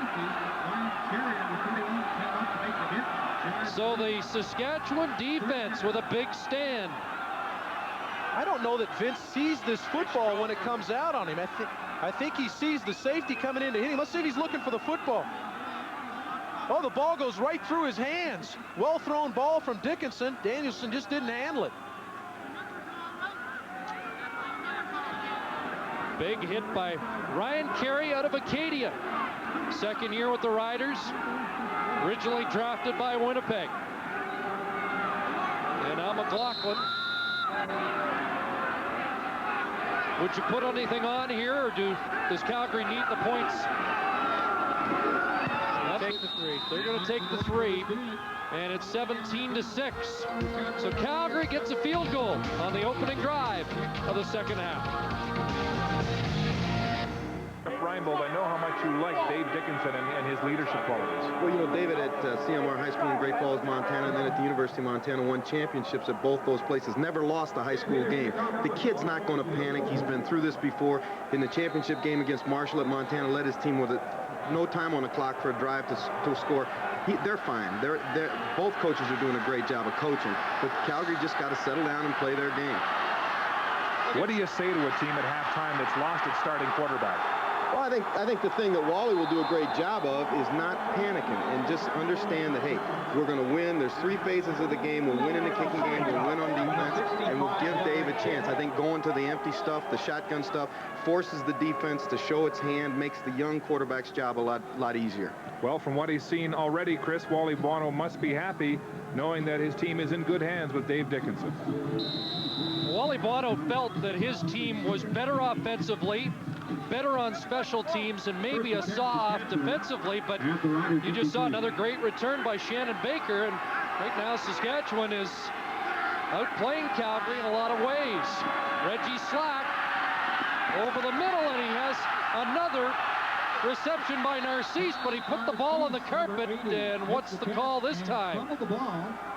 Over to number 85. Riders did recover. I guess it's Titus Winans getting on the ball.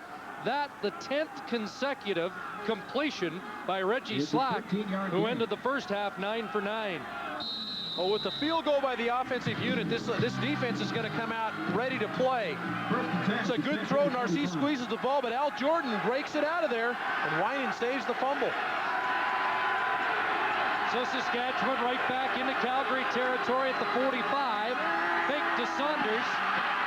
Slack gets outside, flag down. And the pass complete to Narcisse near the first down stick.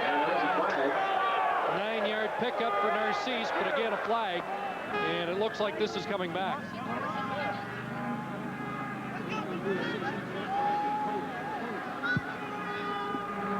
Holding, Saskatchewan, number 67. First down repeated. Well, the play was designed for Slack to set up in the middle of the pocket. Right there, and as soon as he breaks contain, then somebody's going to grab somebody, and looked like Commons grabbed his man, and that's what happens when the quarterback begins to scramble on a play that's designed to be a pocket pass. The lineman's only going to be able to hold him out of there for so long, and then they have to begin to grab. Comiskey, the big 300-pounder out of the University of Windsor. First and 20.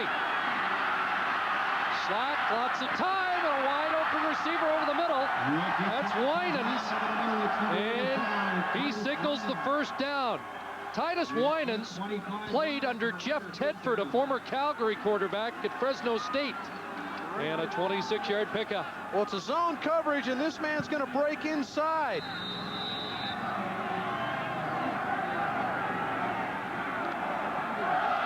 And Reggie has enough time to find Winans, and the key is time. His offensive line is giving him time. 8.5 minutes to go, third quarter. First down, Saskatchewan.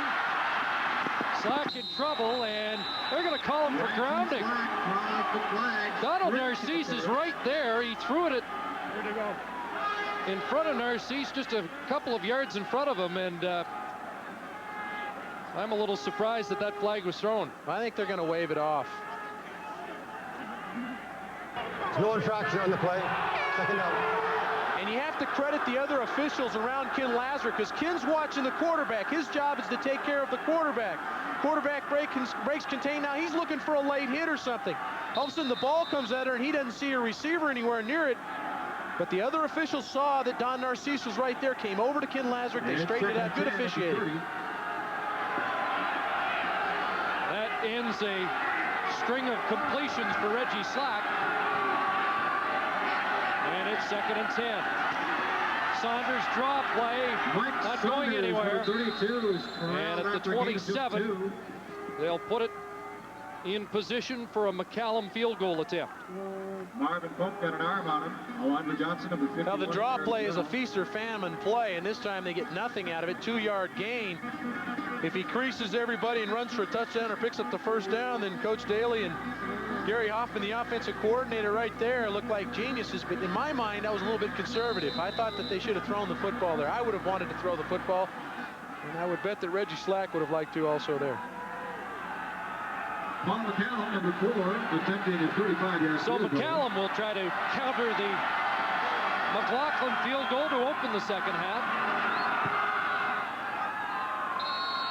And he does. And it's good, 35 yards. So it's still a 14-point Saskatchewan lead halfway through the third quarter.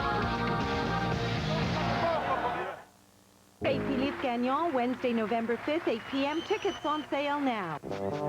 Freedom to move, to live, to reach out and catch the wind. McMahon Stadium, 6 of the past 7 years. It's been an all-Alberta Western final.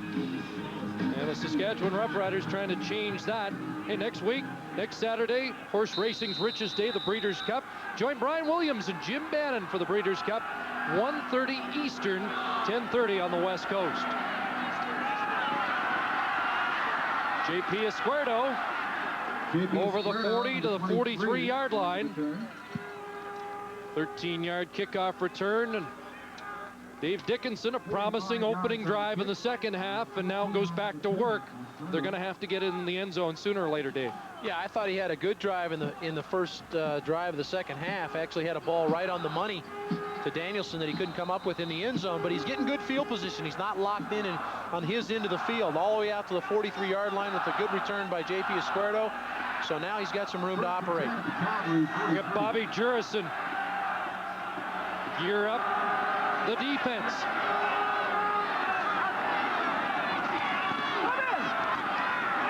Hits over the middle to the Saskatchewan 50, and Dickinson's got that lane to the slots opening up now.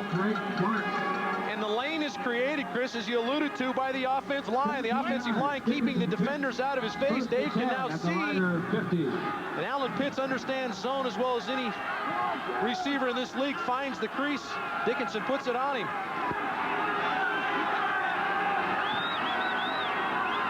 First down Stamps, 6 receivers. Here's Pitts again. Close to the 40, close to a first down. Close to 10 yards. Ron gets the tackle. Well, Alan Pitts again. Alan Pitts is right down here. He's going to come up in this area, and they're going to run some defenders towards Allen. Ron Getz is going to run out there. So is the defensive back, Ulmer. But because of his knowledge of coverage, Allen understands, hey, I've got a guy over me and a guy coming from the inside, so I'll slide back to my quarterback, give him a throwing lane. It's a good guy to find, number 18. He knows coverage as well as anybody that's played the receiver position in this league. Less than a half yard. Dickinson to Anderson. And Kelvin Anderson chews off 6.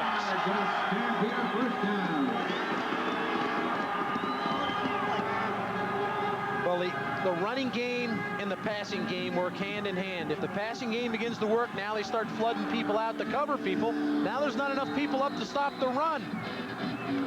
And a good surge by the offensive line, and those two big fullbacks, Duclair and Ford give Anderson a running lane. First time today, Calgary has moved the chains on the run.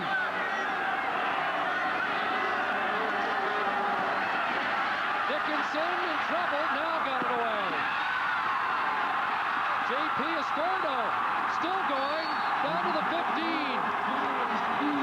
The University of Calgary product with his first catch of the day, and it's 19 yards. Well, already 2 big plays in this drive by Escuerdo. He took the short kick as Dale Joseph has stayed down, but Escuerdo took the short kick, had a nice 15-yard return, and here a scrambling Dickenson finds Escuerdo coming back to help his quarterback. And then some nice run after the catch. He breaks the Vincent Donaldson tackle, makes Ron Getz miss, gets up the field for a nice gain.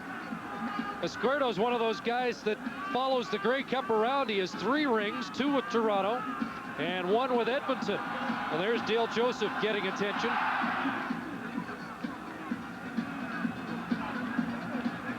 Dale Joseph, number 21. You'll never get left out in the cold with MotoMaster, Canada's #1 selling brand of batteries. Available only at Canadian Tire, Canada's auto parts store, made better. One thing you notice, Dave, is the poise of this young quarterback. Usually a guy in his first year or 2 in the league can be flustered easily, but Dickenson looks like a veteran. Yeah, he stepped in. You could tell talking to him on the field before the game that because of that Toronto experience 3 or 4 weeks ago when he got to play the whole ball game, that stepping in for Jeff Garcia, who was injured early in the ball game, would be something he would relish, and he's played that way. And it looks like Jeff Garcia has had a little influence as to what Dave Dickenson is going to have an opportunity to do as they've gone to a 5-wide receiver pack. Dwayne Ford, the fullback, is out of the game. J.P. Escuerdo, the 5th receiver, is in. Already paid dividends with a nice play by Escuerdo. You know, Wally Bono thought it was a bit of a blessing that Garcia didn't play that Toronto game. Got a week off just to reinvigorate himself. It turned out the blessing was that Dickenson got some action. 298 yards passing in the game against Toronto. First down, Dickenson throwing, and a completion inside the 5 to Terry Vaughn.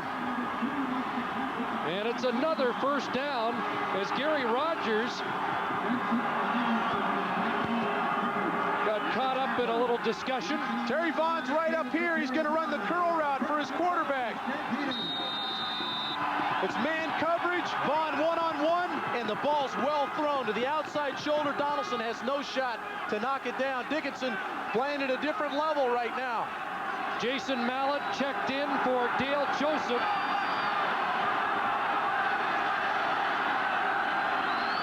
First and goal, pressure on.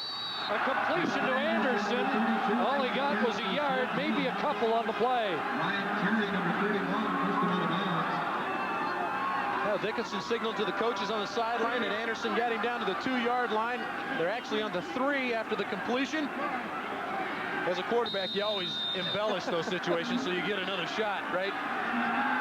Good catch by an underthrown ball, but a lot of pressure on Dickenson, got the ball out to Anderson. Ryan Carey was right there defensively. They got stopped up at the 4 the last time. Let's see if they can move it in. Second and goal. Rush on in the end zone. Incomplete. Travis Moore, the intended receiver. Third down. And they look back to the Calgary bench. They went for the field goal the last time. Well, you're only given so many opportunities. They failed last time, had to kick the field goal. This time, Tony Marciano's going to go for it. He's going to let his young quarterback try to make a play.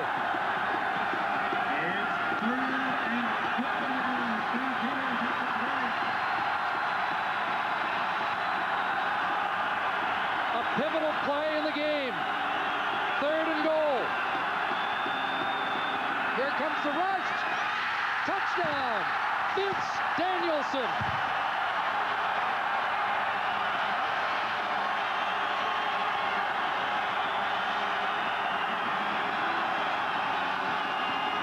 Well, he went right back to Danielson. Danielson Danielson had missed the pass the previous drive. They had to settle for 3. The blitz comes right up the middle, and the young quarterback finds Danielson, who had 91 receptions, second most on the year, just inside. Blitz coverage. Danielson at 6'4", goes up and makes the catch. Big play. Calgary's top Canadian this year. And there's a couple of guys in the booth that can't believe he's not the top Canadian in the West.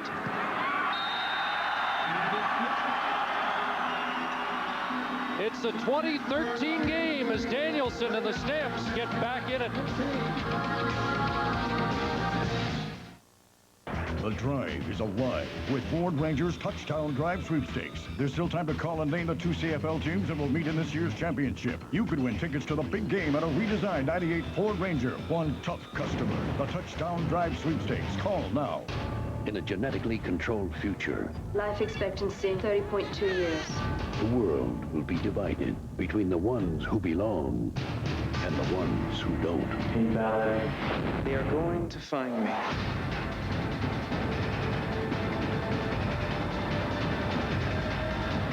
Ethan Hawke, Uma Thurman. Over. No, it's not over. Gattaca, now playing in theaters everywhere.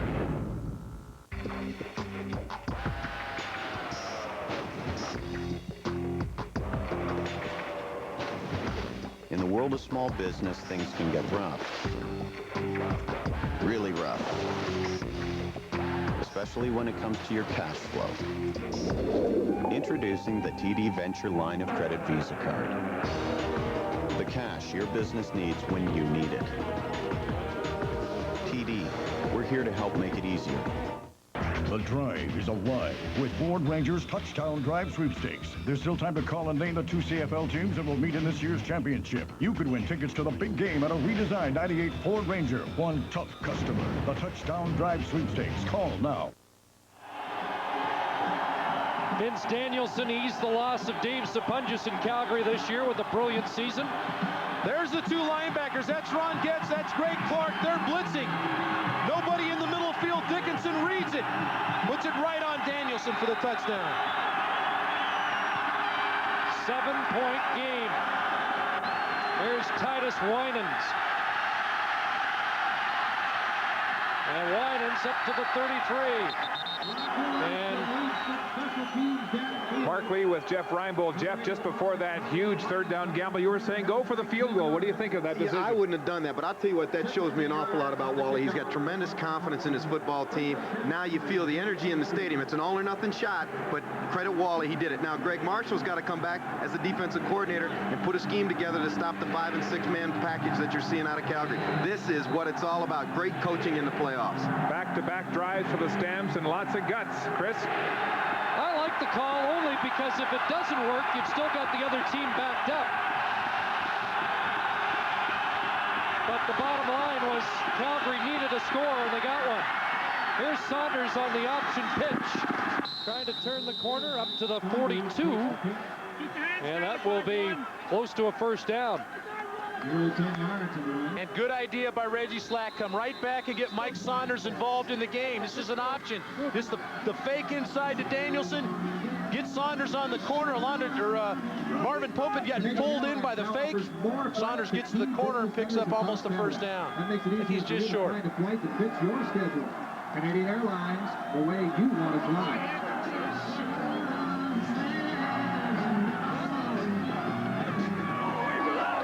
Almost a free down for Saskatchewan.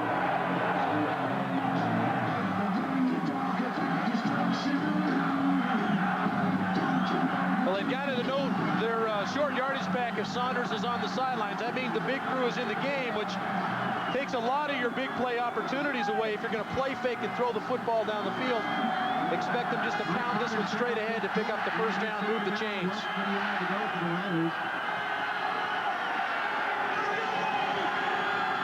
2:18 to go in the third quarter.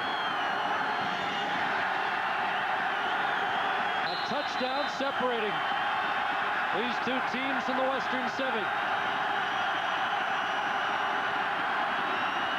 Ray Biggs moved early, and the flags are down. Well, Reggie's using the hard count. You can see his head bobbing a little bit. Probably could have called him for pulling people off, but he's going to pull the defense off with the staggered count.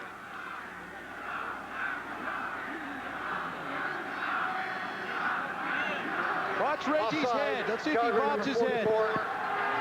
First down. Not supposed to do that as a quarterback. You're not supposed to entice anybody off with your body movement. Reggie used the head. He's going to bob the head real hard. There it is. And he got Raymond Biggs. That's a veteran quarterback using the count. Dan Comiskey is down, getting attention.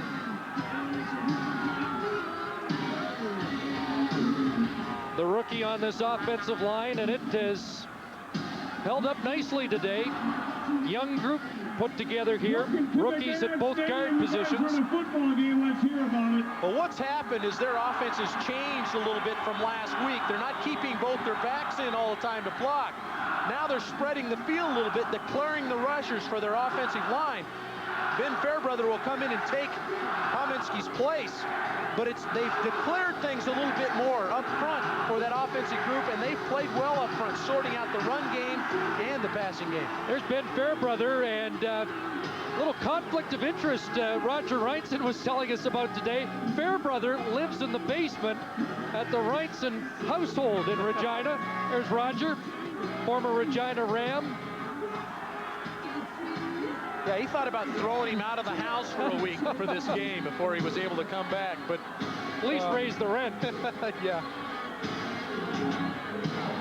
So Fairbrother, the long snapper, comes in, and Comiskey will sit down for at least a couple of plays.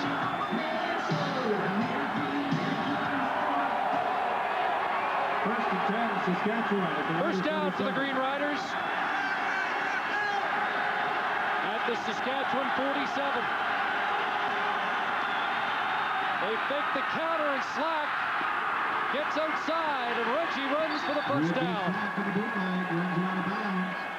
15 yards for Slack, who has been a dangerous running attack on his own today. Well, he came in with the mindset that I am going to be a factor running the football. And he knows right now he's running. He does a little pump fake for window dressing, but he's getting up the field. He's run well all day long. You know, with Fairbrother coming in the game at offensive line with Comiskey hurt, he now slides the tackle, and now Mikowski slides down to the guard. So a little bit of a shakeup on the offensive line for Gary Hoffman's offensive line.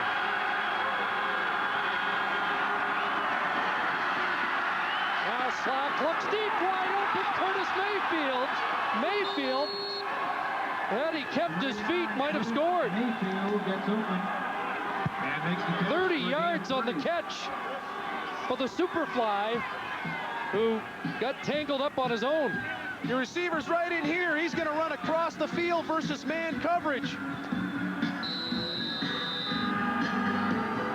And I don't know how he falls down here. The turf monster grabbed his foot. He catches that on the run. It's a touchdown. Not far. The ball's well thrown, right on the money, and he just falls down. Big catch for Mayfield, 96 yards. Slack rolling right. Mayfield was in the end zone. He goes to Narcisse. And Donald Narcisse bounced around inside the 5. 15 for the veteran wideout. Chris, you know what Reggie Slack is doing is he's doing a good job of sorting out where the good throw is. Reggie had a chance that time to throw the corner route to Curtis Mayfield again. Didn't like the way it looked. Donald Narcisse slid back down the sidelines to give him a throwing lane. He puts it on Narcisse, makes the good, solid, safe throw, yet moves the chains. This is something Reggie Slack's been doing the whole game, keeping Narcisse involved in the game. Narcisse has done a good job of bailing his quarterback out. First and goal from the 4 on the final play of quarter 3. Daniels inside, and not much there. Big Daddy in on the tackle. We're 45 minutes into it, and the Riders have the lead and are looking for more.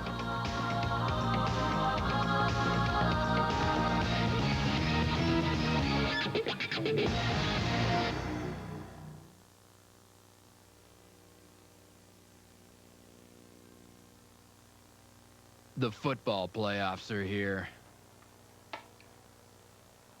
So bet on ProLine.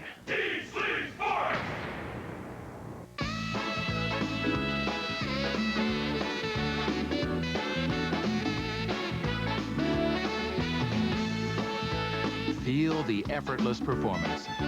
Bask in the total comfort. Relax in the soothing quality. And above all, savor the peace and quiet. As long as you can. Take the bright side of the road. The new 1998 Toyota Camry. Take the bright side of the road. Whoever it was who said that the accounting profession isn't very colorful, or thought that financial management doesn't ignite passion, or hadn't heard that certified general accountants bring strong business skills to all kinds of organizations, just got the message.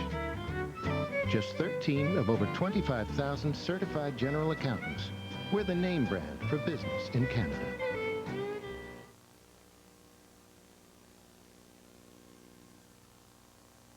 The football playoffs are here. So bet on ProLine.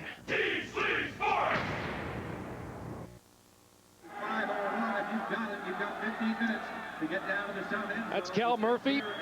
Jim Daly in the discussion with Reggie Slack during the break. As we check out the numbers through 45 minutes on our Canadian Tire stats board. Again, Saskatchewan's owned the football, which has allowed them to rack up the numbers, but they just keep moving the chains. And the old adage, you move the chains, the goal line's going to hit you in the face eventually, and that's exactly what they've done. Now they're faced with this big 2nd down and 3 call from the 3-yard line. This drive for Saskatchewan, 5 plays, 74 yards. And now, 3 yards from pay dirt. 2nd and goal.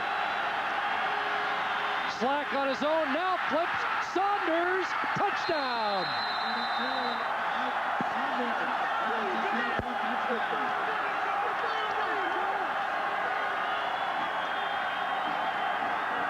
Well, it's a good call by the coaching staff because they put their guy up to bat, Mike Saunders. Saunders was the guy we featured at the top that we felt he needed to be big time involved with this offense, and he has been. This is just the option play that they'd run successfully early in the drive. Good fake inside to hold Miles and all the inside guys. And now Kalen has to try to make a touchdown saving tackle. He can't. Not in spades against Mike Saunders.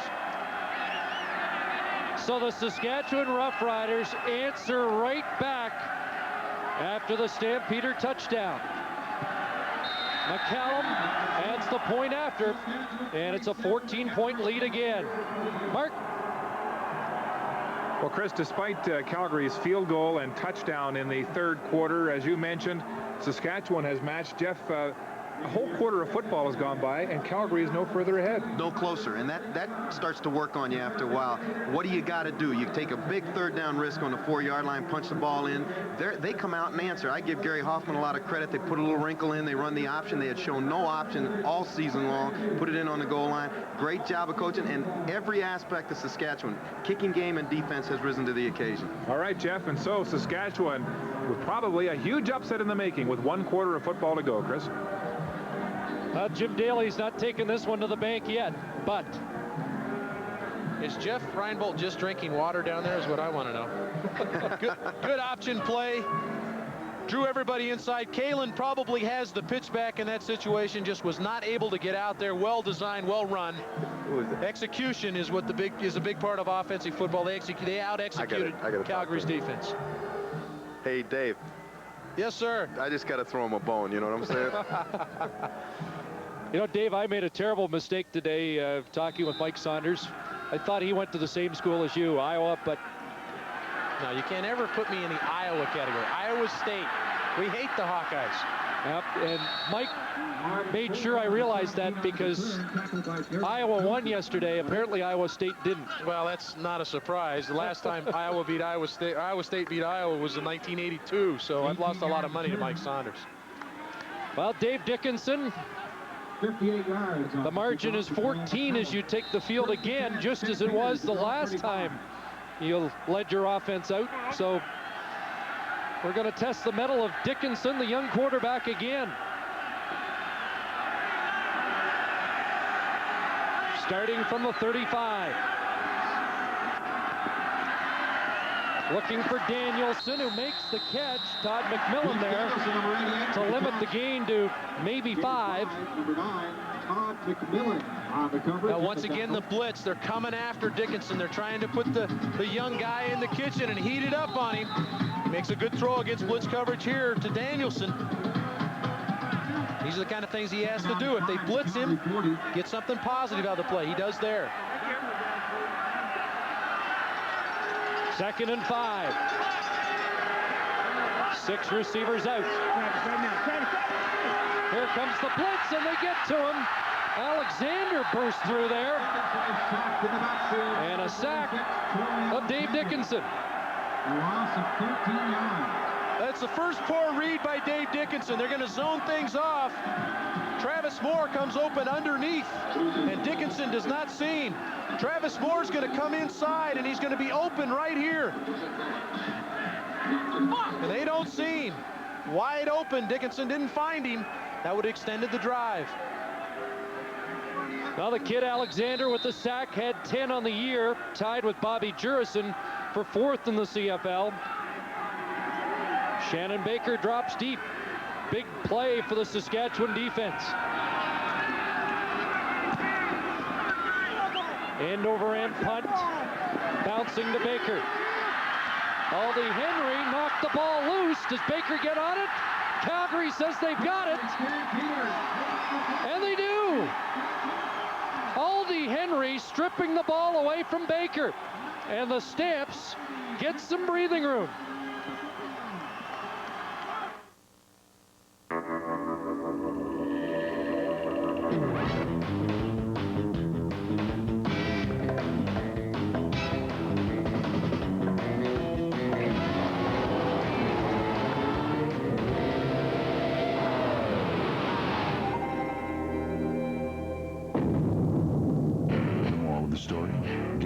Fastest sport utility vehicle.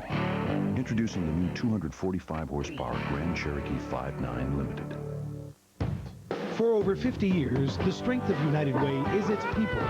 People like you, your friends, neighbors, and co-workers, individuals who see the value in building a caring community through United Way. It's thousands of volunteer hours combined with an unsurpassed spirit of generosity that has helped establish our community as Canada's most caring.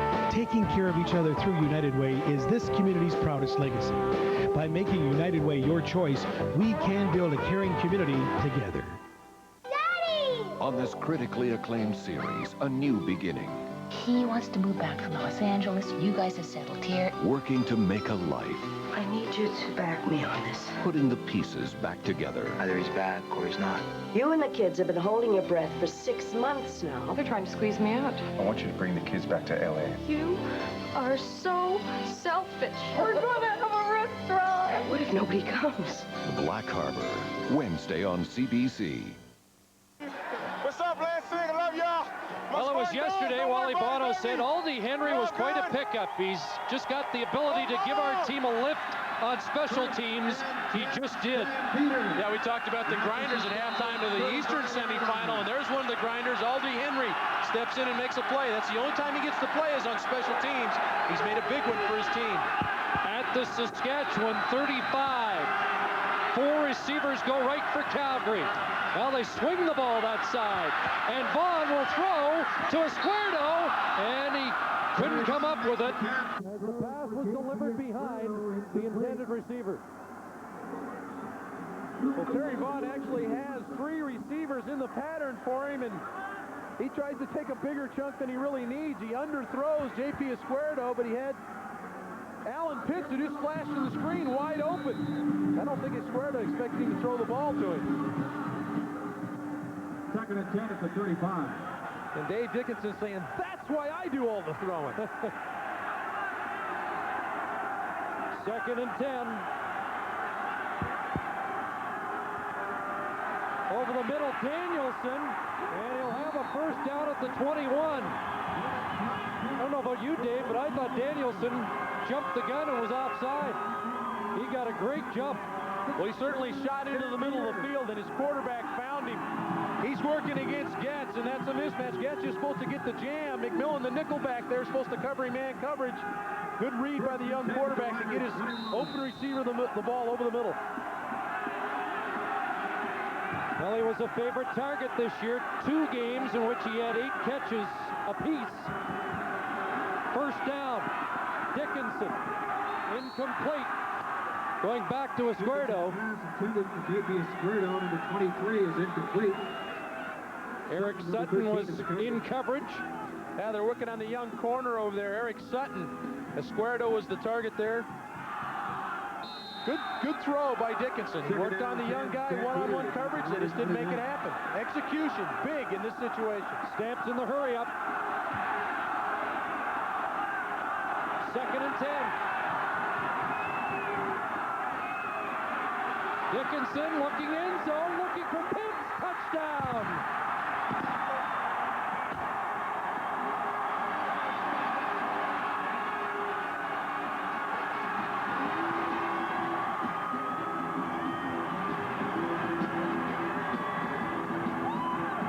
Now the young quarterback comes back and finds one of the all-time greats, Alan Pitts, for the touchdown.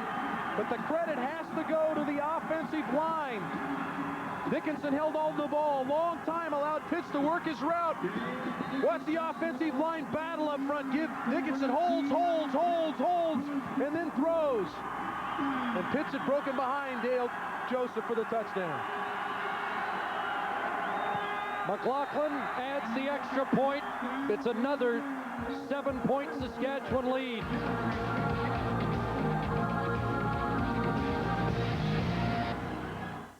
No, you go first, then I know. Jesus swear to be true, to the club and its rules. No secret, no lie. Remember when a promise made was a promise kept? Some places it still is. With Good Wrench service, your lube, oil, and filters done in 29 minutes, or the next one's free. GM Good Wrench service. I'm hungry. What business news should be.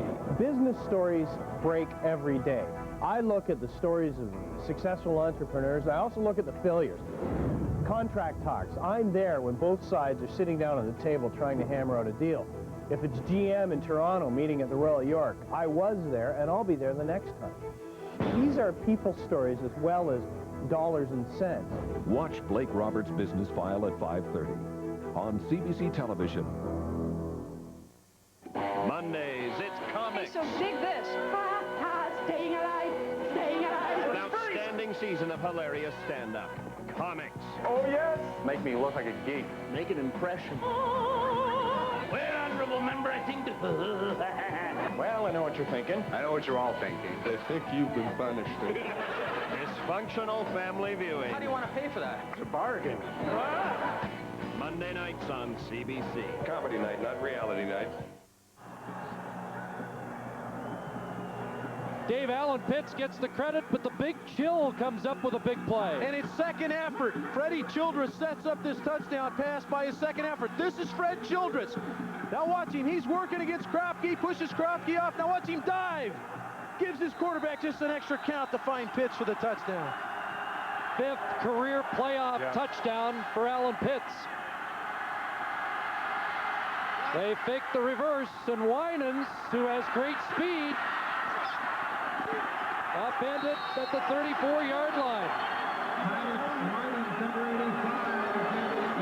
Chris, the first thing Jeff Reinbold said when he saw this touchdown by Alan Pitts, what an adjustment. You know what? There were 3 great plays. Childress, the block we saw. Dickenson recognizes cover 1. The only place to throw the ball is away from the free safety. The only guy who has a chance to make a play on this. And Allen sees the ball over his outside shoulder, readjusts the football in air. That's a great play by a money receiver in a clutch situation. Even some of the top receivers in this game can't find the ball when they have to turn like that. Not that guy. He is a money guy. Chris?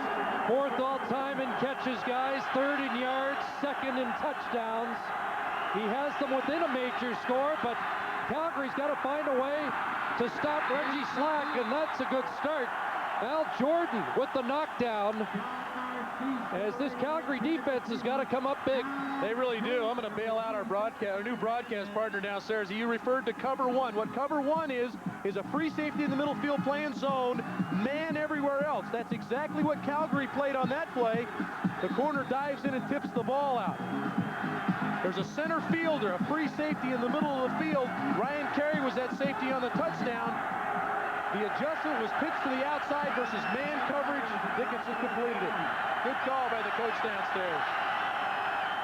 2nd and 10, and McMahon is rocking. Slack gets outside, but won't get to the first down step.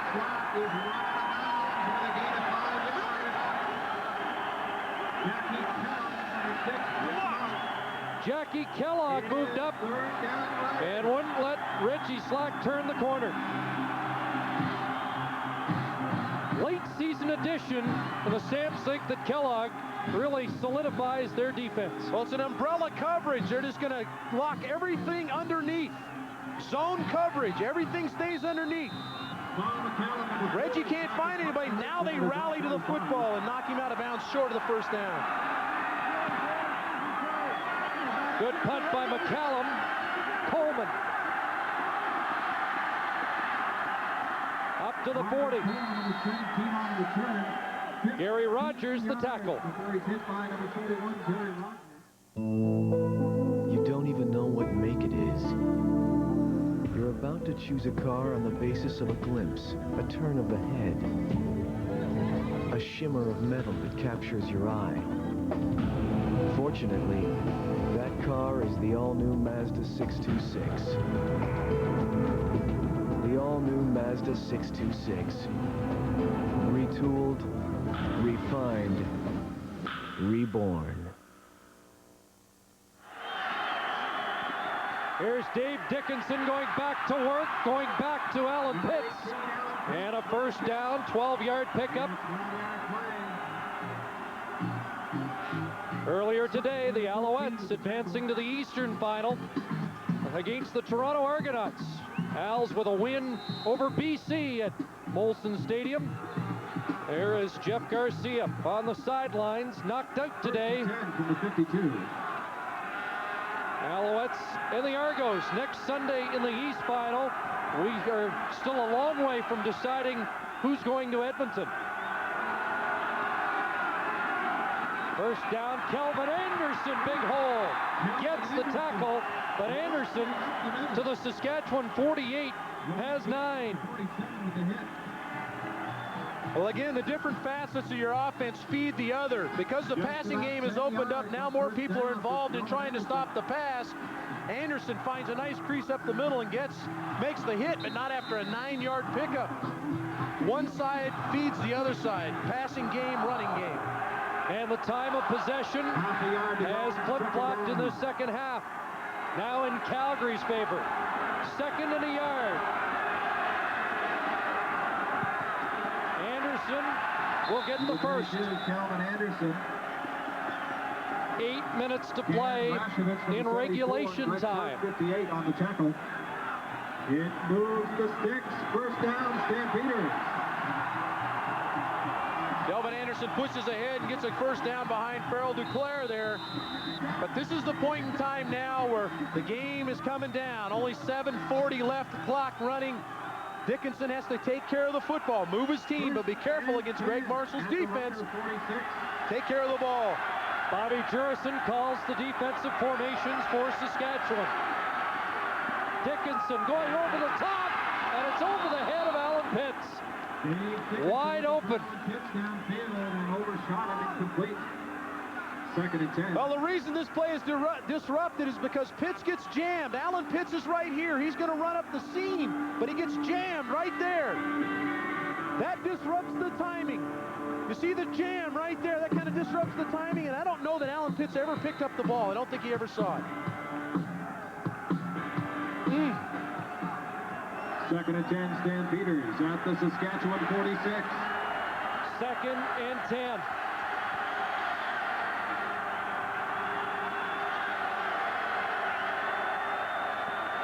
Here comes Getz on a blitz over the head of Danielson, incomplete. Danielson, number 88, the intended receiver. Ron Getz, number 47. The blitz came on the young quarterback, and he tried to go back inside again to Danielson as his blitz breakoff throw. But Getz comes clean. He's going to get his helmet right underneath the shoulder pad. Danielson wants to break into that voided area into the middle. Ryan Carey's sitting there waiting on him. The quarterback probably saw that too. Might have been a throwaway for Dickenson there. He might have thrown the ball away to save his receiver and maybe the play. Mark McLaughlin's in. He's going to attempt a 53-yarder. A field goal from 53.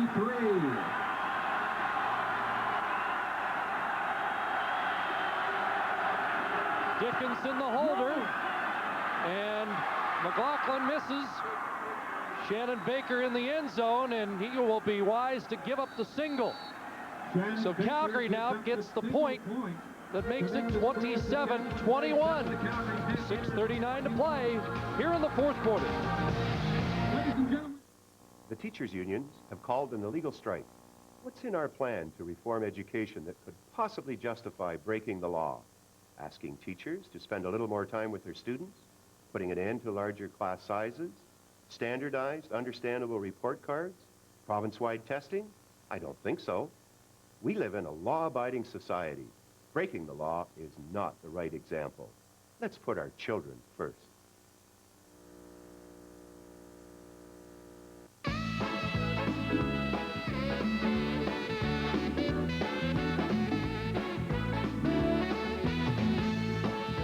With its power to excite you, the way it feels in your hands, the beauty of its design, and its undeniable quality.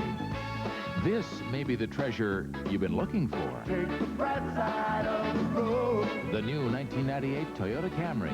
Take the bright side of the road. Here goes. I got it. Quit dripping on me. Hey, Mom. Hi, guys. Hey. Worked up a sweat, huh? Yeah, sort of. Got anything interesting? Got pop, orange, purple stuff. Mayfield. Yeah, tastes like orange and tangerine. Lime. It's got some vitamins in it. Excellent. Hey, good service. Hey, way to go, Mom. All right. Sunny Delight is here. It's goodness kids go for. Suddenly, your mailbox just got cooler. Sunny D in its own refrigerator. Don't wait to try it. Coming soon. Welcome back to McMahon. We just had a pretty interesting discussion on giving up a single point. I was a little surprised Calgary doesn't punt and try to pin Saskatchewan deep. That would have been the longest field goal for McLaughlin this year, and now with the miss, they give Saskatchewan the ball at their 46. Well, that's why I played. I don't coach. Those are tough decisions to make. Do you punt it? Do you kick the field goal? Do you bring it out? Do you say in? A lot of tough calls there. Now it's a 6-point game, not a 7-point game. A lot of time left. Reggie Slack overthrowing Curtis Mayfield. Incomplete. Well, this is the first time in the game Reggie has not taken the safe throw or run the football to put himself in a nice situation on second down. He tries to fit one in. Maybe an ill-advised throw here for Reggie. Should have run the football, put him in a 2nd and 5 situation. Well, we do have a coach on the crew. Jeff, what did you think about those decisions on the last kick? Well, you know, McLaughlin didn't kick the long one at the end of the half very well either. If you're going to punt, pin him in there. I think this is a critical down. This is the game within the game right now. You got to hold them here if you're Calgary. Well, the fans at McMahon sure know that. 2nd and 10. Rick Walters is in. Slack, quarterback draw. Not going to get there. Stopped at the 50. Well, they had the perfect defense on to defense the quarterback draw. You'd like to see a lot of pressure coming up the field and your quarterback free some and find some running room. But they only rushed 3 people, Calgary's defense. Now the linebackers are all sitting back there waiting on the quarterback, along with Marvin Pope. It's only a 3-man rush. Now Pope, McClanahan, and Alondra Johnson are there to make the play. McCallum to kick it away. Marvin Coleman, the all-time punt return leader for the Stampeders. And he gets up to the 40. So it's 6 points. Saskatchewan with the lead. You'll never get left out in the cold with MotoMaster, Canada's #1 selling brand of batteries. Available only at Canadian Tire, Canada's auto parts store, made better.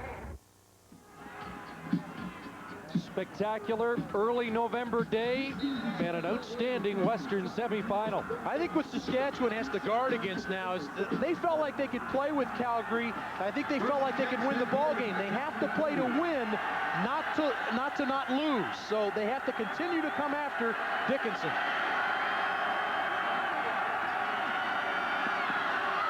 Dickenson looks for Terry Vaughn up to the 45. Short gain. And depending on the spot, Vaughn close to 5 yards. And they did come after the quarterback again. Both linebackers blitzed. They played man coverage in the secondary. Dickenson got good coverage, or good protection. Was able to pop the ball out to Terry Vaughn.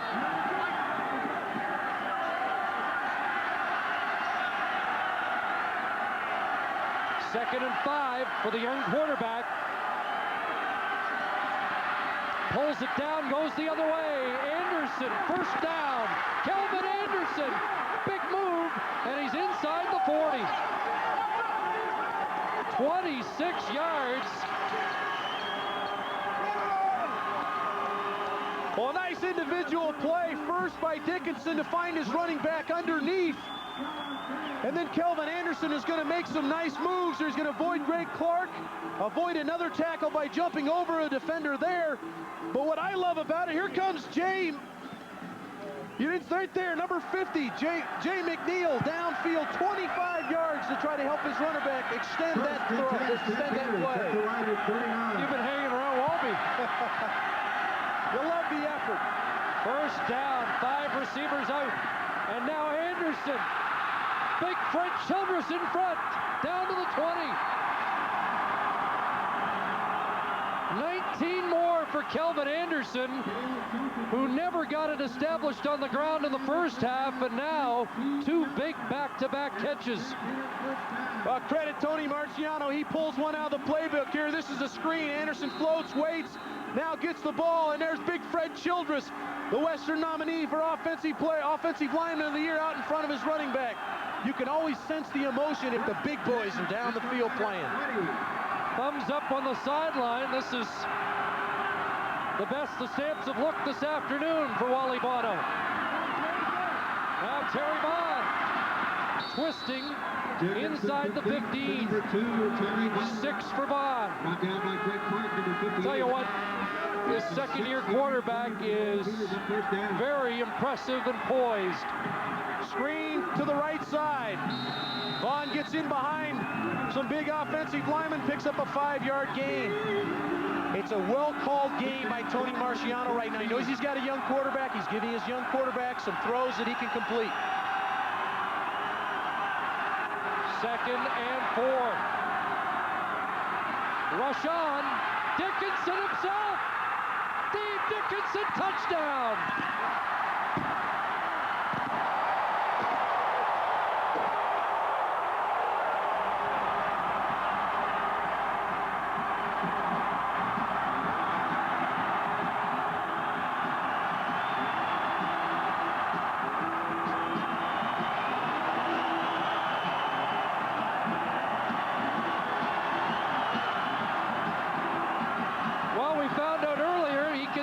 Football, he can run too.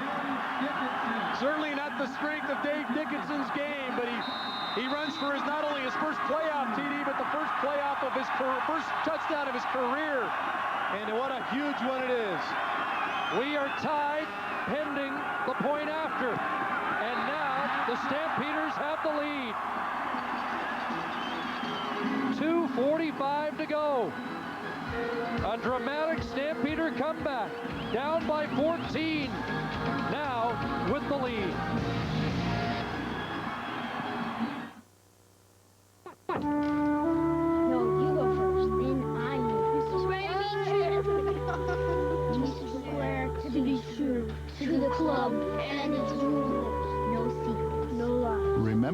promise made was a promise kept? Some places it still is. With good wrench service, your lube, oil, and filters done in 29 minutes, or the next one's free. GM Good Wrench Service. I'm hungry. That was a complete disgrace out there. To me, to you, to everybody who's ever worn this damn uniform. This is a 60-minute war. We want to see 110%. If you can't give me that, you won't be going. Refuse to lose. You guys are the conference champions. Play like winners, damn it! You could win a trip to the Super Bowl. Look inside cases of Bud or call this number for no purchase entry. What do you do for a living? It's a no-holds-barred attitude. I am the warlord. Somebody seek some counseling. God meant for me to be naked. Expect the unexpected just for laughs Comedy Mondays. They're a little off-kilter, slightly crazy. Wants you and me to play together. A couple are downright nuts. Just what do you want? We'd like to talk about something. And they're moving. Colleges, Monday at 8:30 on CBC. Dave, you talked about Saskatchewan resiliency this year. It's going to be put to the test again with 2:45 to go. Well, with Dickinson's touchdown run, it's certainly going to test Saskatchewan's mettle to try to come back and win this one. Here's Baker from his 11. Shannon Baker up the sideline and across the 40-yard line. 33-yard return for Baker. Return of 23 Well, Dave Dickenson finished the drive, but Kelvin Anderson was a huge part of it. Yeah, Dickenson was able to found his running back a couple of times. The little dump off underneath, Dickenson didn't have anybody else to go to, and here came his running back. Running back made a couple people miss for a big gainer. And again, the offensive line played a big part of what was going on. But again, it's the protection up front. Dickinson's got a lot of time to sort things out, finds a crease and scores. Now the Riders have to come from behind for the first time. Reggie Slack in trouble. Got his way back to the line of scrimmage, but not much more. Al Jordan moving up from the corner. And this is where Reggie's got to take his team. It's like taking a bull by the horns. He's got to make sure he keeps the guys involved that have made the plays for him. Mike Saunders was in the flat there, open. Decided not to throw there. Needs to remember where Narcisse is. Where is Mayfield? Those are the guys that have made the plays for him this game. He must keep them involved. He'll have to find one here. 2nd and 9. 4 receivers left. Over the middle, Saunders still going. Mike Saunders to the Calgary 46. And now it's the Green Rider fans making noise. 29 yards. Well, it only makes sense to make sure you keep these guys involved. Saunders is just going to float to the middle of the field, play off an Alondra Johnson jam. And Saunders knows coverage well. Remember, he played receiver, a slot receiver for Toronto earlier this year. He understands what's going on coverage-wise. He finds the void. Reggie Slack with a well-thrown football.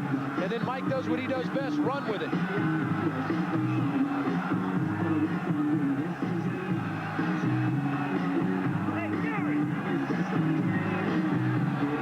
And for those of you thinking at home about Paul McCallum's ability to kick one through, he hit on 70% of his kicks this year.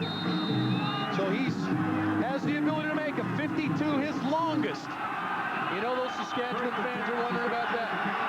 Well, if they were stopped in their tracks right now, it would be a 52-yarder, but this drive is very much alive. 1st and 10. Slack, keeper. And Reggie's got another first down. He's had a gutsy afternoon, and 11 more for Slack. You're so right, Chris, as he's taken some heavy shots today, but Reggie's made all the right decisions. This is a decision where he has a run-pass option. He's decided right now, I'm running with the ball. Safer in my hands than throwing it down the field. Takes a big hit at the end, but picks up another first down. The leading rusher on the day, 11 carries, 84 yards, and almost lost his head. Clock running. It's in Saskatchewan's hands right now. And a big carry by Sean Daniels. And the Green Riders now are in the driver's seat, even though they trail by 1. 10-yard play. That's getting down to that time now. Saskatchewan's in field goal range because of the run there by Daniels. Just a power play straight up the middle. It's getting around that time now where Wally Buono needs to think about conserving time for his offense. Has to know that maybe a field goal's in hand, conserve some opportunity for his offense. 12 yards for Daniels. It's a first down at the Calgary 23. Daniels again. Daniels, number 35, gets the carry again. Calgary was number 2 against the run on the season, but the running game's got Saskatchewan in field goal position. Well, Wally and I are on the same page because I think he's going to burn his timeout right here. He's hoping that his defense can rise up and stop Saskatchewan here on 2nd and 4, forcing the field goal situation with a minute left, and then give his offense a chance to come back and win the game. Biggest play of the season for that Calgary defense coming up right now. Yeah, first down here for Saskatchewan, and they can almost seal the football game, giving an opportunity for McCallum to win it for him.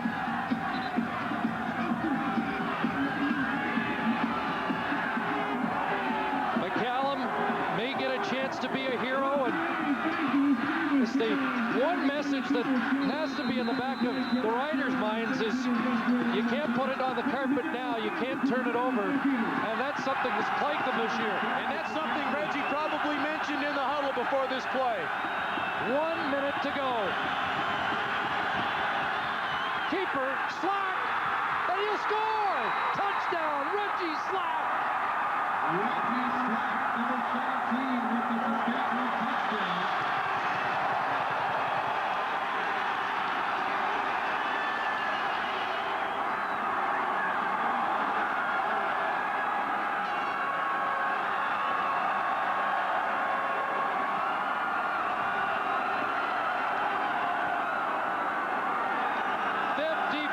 Seconds to go, and Jim Daly's going to go for 2. Well, he has to.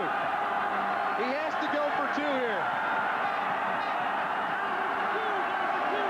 Because the 1 point doesn't mean anything. He goes for 2. Now it makes it a touchdown and a convert for Wally Buono's team to tie the football game. What an afternoon.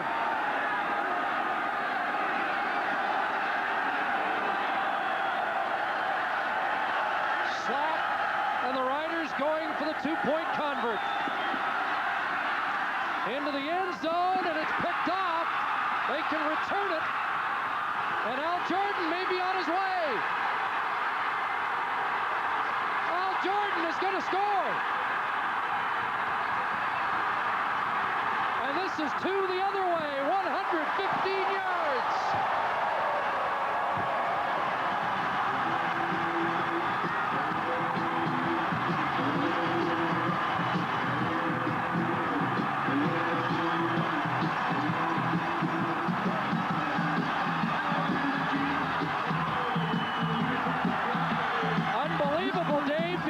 Makes it a field goal to tie. It's now a 3-point game. They're worried about making it a 7-point game with a 2-point convert. The interception return now makes it a 3-point game, and now Dickenson has the opportunity to get his team in position to send this one maybe to overtime. Unbelievable. 33-30. Well, Reggie Slack has done everything for this Saskatchewan team today. Run, throw, played a Super Bowl game. The best game he's played all year long. So the mistake he makes there with the throw and the Al Jordan return, you have to credit to Al Jordan. Just a super play by him. But the thing I wondered when Slack ran for the touchdown is, did they score too soon? Does Dave Dickenson have too much time? 15 yards and a touchdown for Al Jordan. Jocelyn Borgella did that earlier this year for Jeff Reinbold's team against Saskatchewan, and now Al Jordan has done it.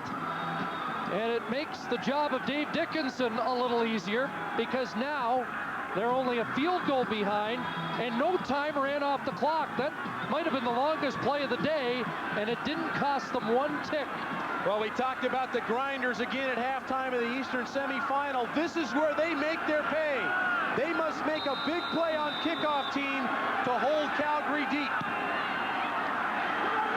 No timeouts for Calgary left. Marvin Coleman, and Coleman fighting for every extra yard. And they're all precious bits of real estate at this time. To clarify the situation, Al Jordan's return is worth 2 points on the 2-point conversion. Well, Calgary zoned this play off, and they just fell off underneath, and I don't think Saskatchewan saw that happening. And Reggie threw the ball up, hoping one of his guys could make a play, and as it turns out, 96 All-CFL performer Al Jordan made the play. 1st and 10 from the 41. Well, I venture to guess it's the first time we've seen that in CFL playoff history.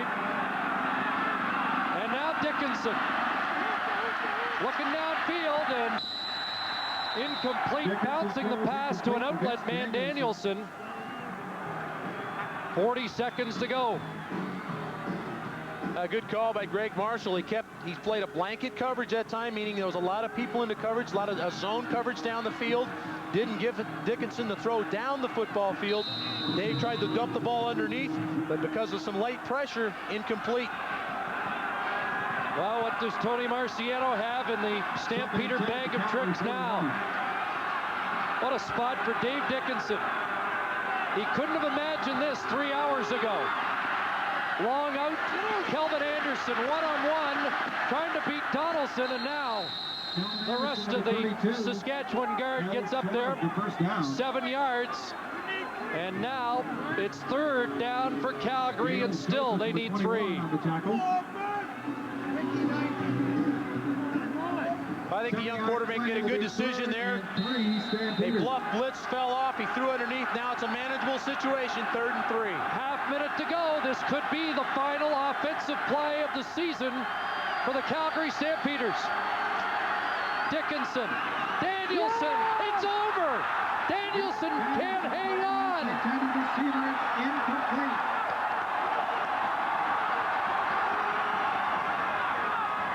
And with 17 seconds left, Calgary's turned it over on downs. Shades of 89.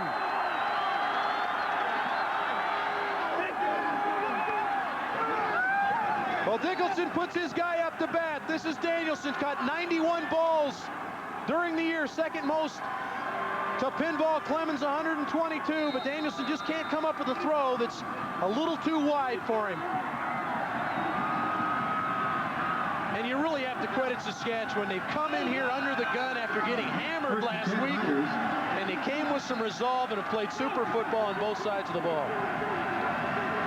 They relinquished a 14-point lead, but then Reggie Slack led them back in one of his finest hours in the CFL, and Jim Daly's first playoff game will be one he'll never forget.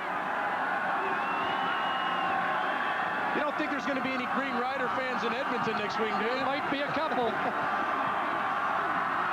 all of them with 89 on their minds. Reggie Slack and the Riders are going to Edmonton. And the final score, the Saskatchewan Roughriders 33. The Calgary Stampeders 30. That man right there.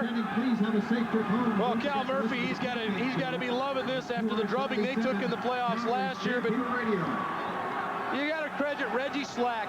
In my mind, For Jim Daly, he has stepped up and played the game of the year. He had to have a big game in the playoffs, and he did. And Jim Daly's team goes on to the Western Final. Well, Jim Daly's blue-collar guys have done it. Here's Steve Armitage. I'm with Reggie Slack. And Reggie, congratulations. What a superb last drive. Thank you very much. It was a big win for us, huge win.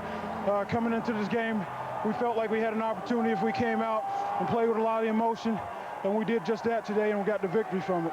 Reggie, your heart must have been in your mouth when you put up that pass and Jordan picked it off and went 115 for the 2 points. Yeah, it was, actually. But I was tired. You know, there was no way I was going to catch him. And, you know, our defense, they stepped up, made 3 great plays there to save the victory for us. I don't think we've ever seen you play with this kind of confidence. Where'd it come from? Well, you know, this is all or none. You know, we win or we go home. And everybody here, you know, the first step in our goal was to make it to the playoffs. Now we've won this game. We go to the finals in the West, and hopefully on to the Grey Cup. So, you know, that was our motivation for this game, to win and to continue playing. Reggie, I don't know if you've been around Saskatchewan long enough to know the true meaning of Rider pride, but that was a classic example this afternoon here in McMahon. Absolutely. You know, everybody here played with a lot of character on both sides of the football, both sidelines. We especially, you know, to have lost like we lost last week in Winnipeg and to come back and have this type of effort, I think it says a lot for the type of guys that we have in our locker room. What was the key element in the offensive game plan for the Riders, besides yourself? Well, I think it was mixing up the pass and the run. Coming into the game, our game plan was to let me run the football as much as possible. In the previous matchups against Calgary, they didn't respect my running ability that much, so I was able to get a lot of yards, and tonight it was no different. They were crashing down really hard on Saunders, expecting him to run, so it opened up a lot of things for me. Have you even had a chance to think about next week? Not yet. We're going to enjoy this win, you know, for the next couple days, and then get ready for Edmonton. Reggie, congratulations on a super game. Thank you very much. Let's bring in the head coach. Think about tonight. Absolutely. Good job, Reggie. Let's bring in the head coach of the Saskatchewan Roughriders, Jim Daly. Jim, what a super job. Well, you know, it was a great game. We really came to play, as did Calgary. Reggie Slack had a great game. He's a great man, and we're just damn lucky we got him on our team. Unfortunately, Jeff got hurt, and when Dave Dickenson came in, he sure did a job, just like he did in the second half in the Toronto game when he threw for 240. He did it against us all game, and to his credit, he had a great game, but our guys kept coming back. Every time Dave Dickenson marched Calgary to score, Reggie Slack marched us to score. The CFL fans got their money's worth today. Now, what did you think? You went for the 2 points. Jordan picks it off, runs it 115 yards in the end zone. Well, you know, obviously we wouldn't like the turnover. I'd rather have taken a sack back there and make them score 7 to beat us, you know. But, you know, Reggie thought he could get the 2, threw the ball. They picked it, ran for 2. Life moves on. Our defense came up big. Reggie made some great decisions, but he also executed well. Well, when you have a man with his experience, intelligence, and guts, he hasn't been able to do the things he did today, like pulling the ball and running, for a month or so because of his shoulder. But today's playoffs, and his shoulder's back healed about 10 days now, and we came in knowing he was going to do that, and when he can do that, and just like when Kevin Mason can do that for us, we're a pretty good offense. Okay, look ahead to Edmonton very quickly. Edmonton's a great football team, deservedly first place. And we're glad we got through a tough Calgary team, and we're looking forward to playing Edmonton in Edmonton. Congratulations. Terrific job. Thank you. From Jim Daly, the head coach of the Saskatchewan Roughriders, Mark, back to you. All right, Steve, Jim Daly getting his first playoff win as a coach and Saskatchewan's first win in Calgary since 1989. How sweet it is. We're back to McMahon after this. 50 of them stormed Nathan Phillips Square and took part in a mini rally to get the Argos pumped for their Eastern Final against Montreal on Sunday. The Argos rule the CFL. C-O-R-O-S-T-O-A-R-G-O-N-A-U-C-S. They call themselves the Argonauts. And they work for free. It's the finest musical ensemble in the entire Canadian Football League. I'm very proud of these guys. They're true blue supporters of the team through thick and thin, and we love performing for people, and we hope you'll all come down to the game at 12:30 on Sunday. We're faithful, we're true blue. If you're at Skydome Sunday, keep an eye out for these guys. 3 generations of true blue Argo. Diehard, second generation Argo fan. Brought up with it in the household, and if you're not CFL in our house, in my household, it's like you better find somewhere else to live. What they mean to me? Oh, about 45 years of sitting in the cold, and I prefer Varsity Stadium. It's still outside, exhibition, the dome.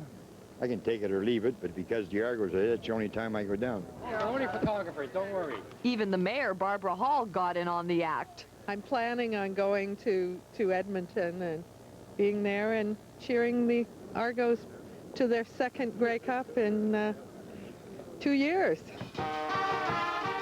But they have to beat Montreal in the Eastern Final first. It's going to be a great game, and if you are listening, you better be there because this is probably, you got the two best teams in the league playing this weekend, so it's like the Grey Cup. A win Sunday, and the Argos dance into Edmonton to defend their Grey Cup title November 16th. You can catch the Eastern Final between the Argonauts and the Alouettes 12:30 Sunday on CBC. The Argos are pumped and confident they'll finish up the victors if they stick to their game plan. Controlling our turnovers, not turning the ball over, not beating ourselves, and also special teams-wise, making key plays on special teams, because in this playoffs, special teams are a key part of the game. Obviously, you're just going to see fluty ball all over the place and good, solid defense with Waldrop and O'Shea just trying to stop the run as much as possible, and special teams, we're just going to have to keep the ball out of Wright's hands, and hopefully Pinball gets loose a couple times like he did last year to start the game, and we'll go from there. Let's do it by one, win by 1 point. That's our focus this week, and winning the ball game. Everything up to now means nothing. This means everything. In close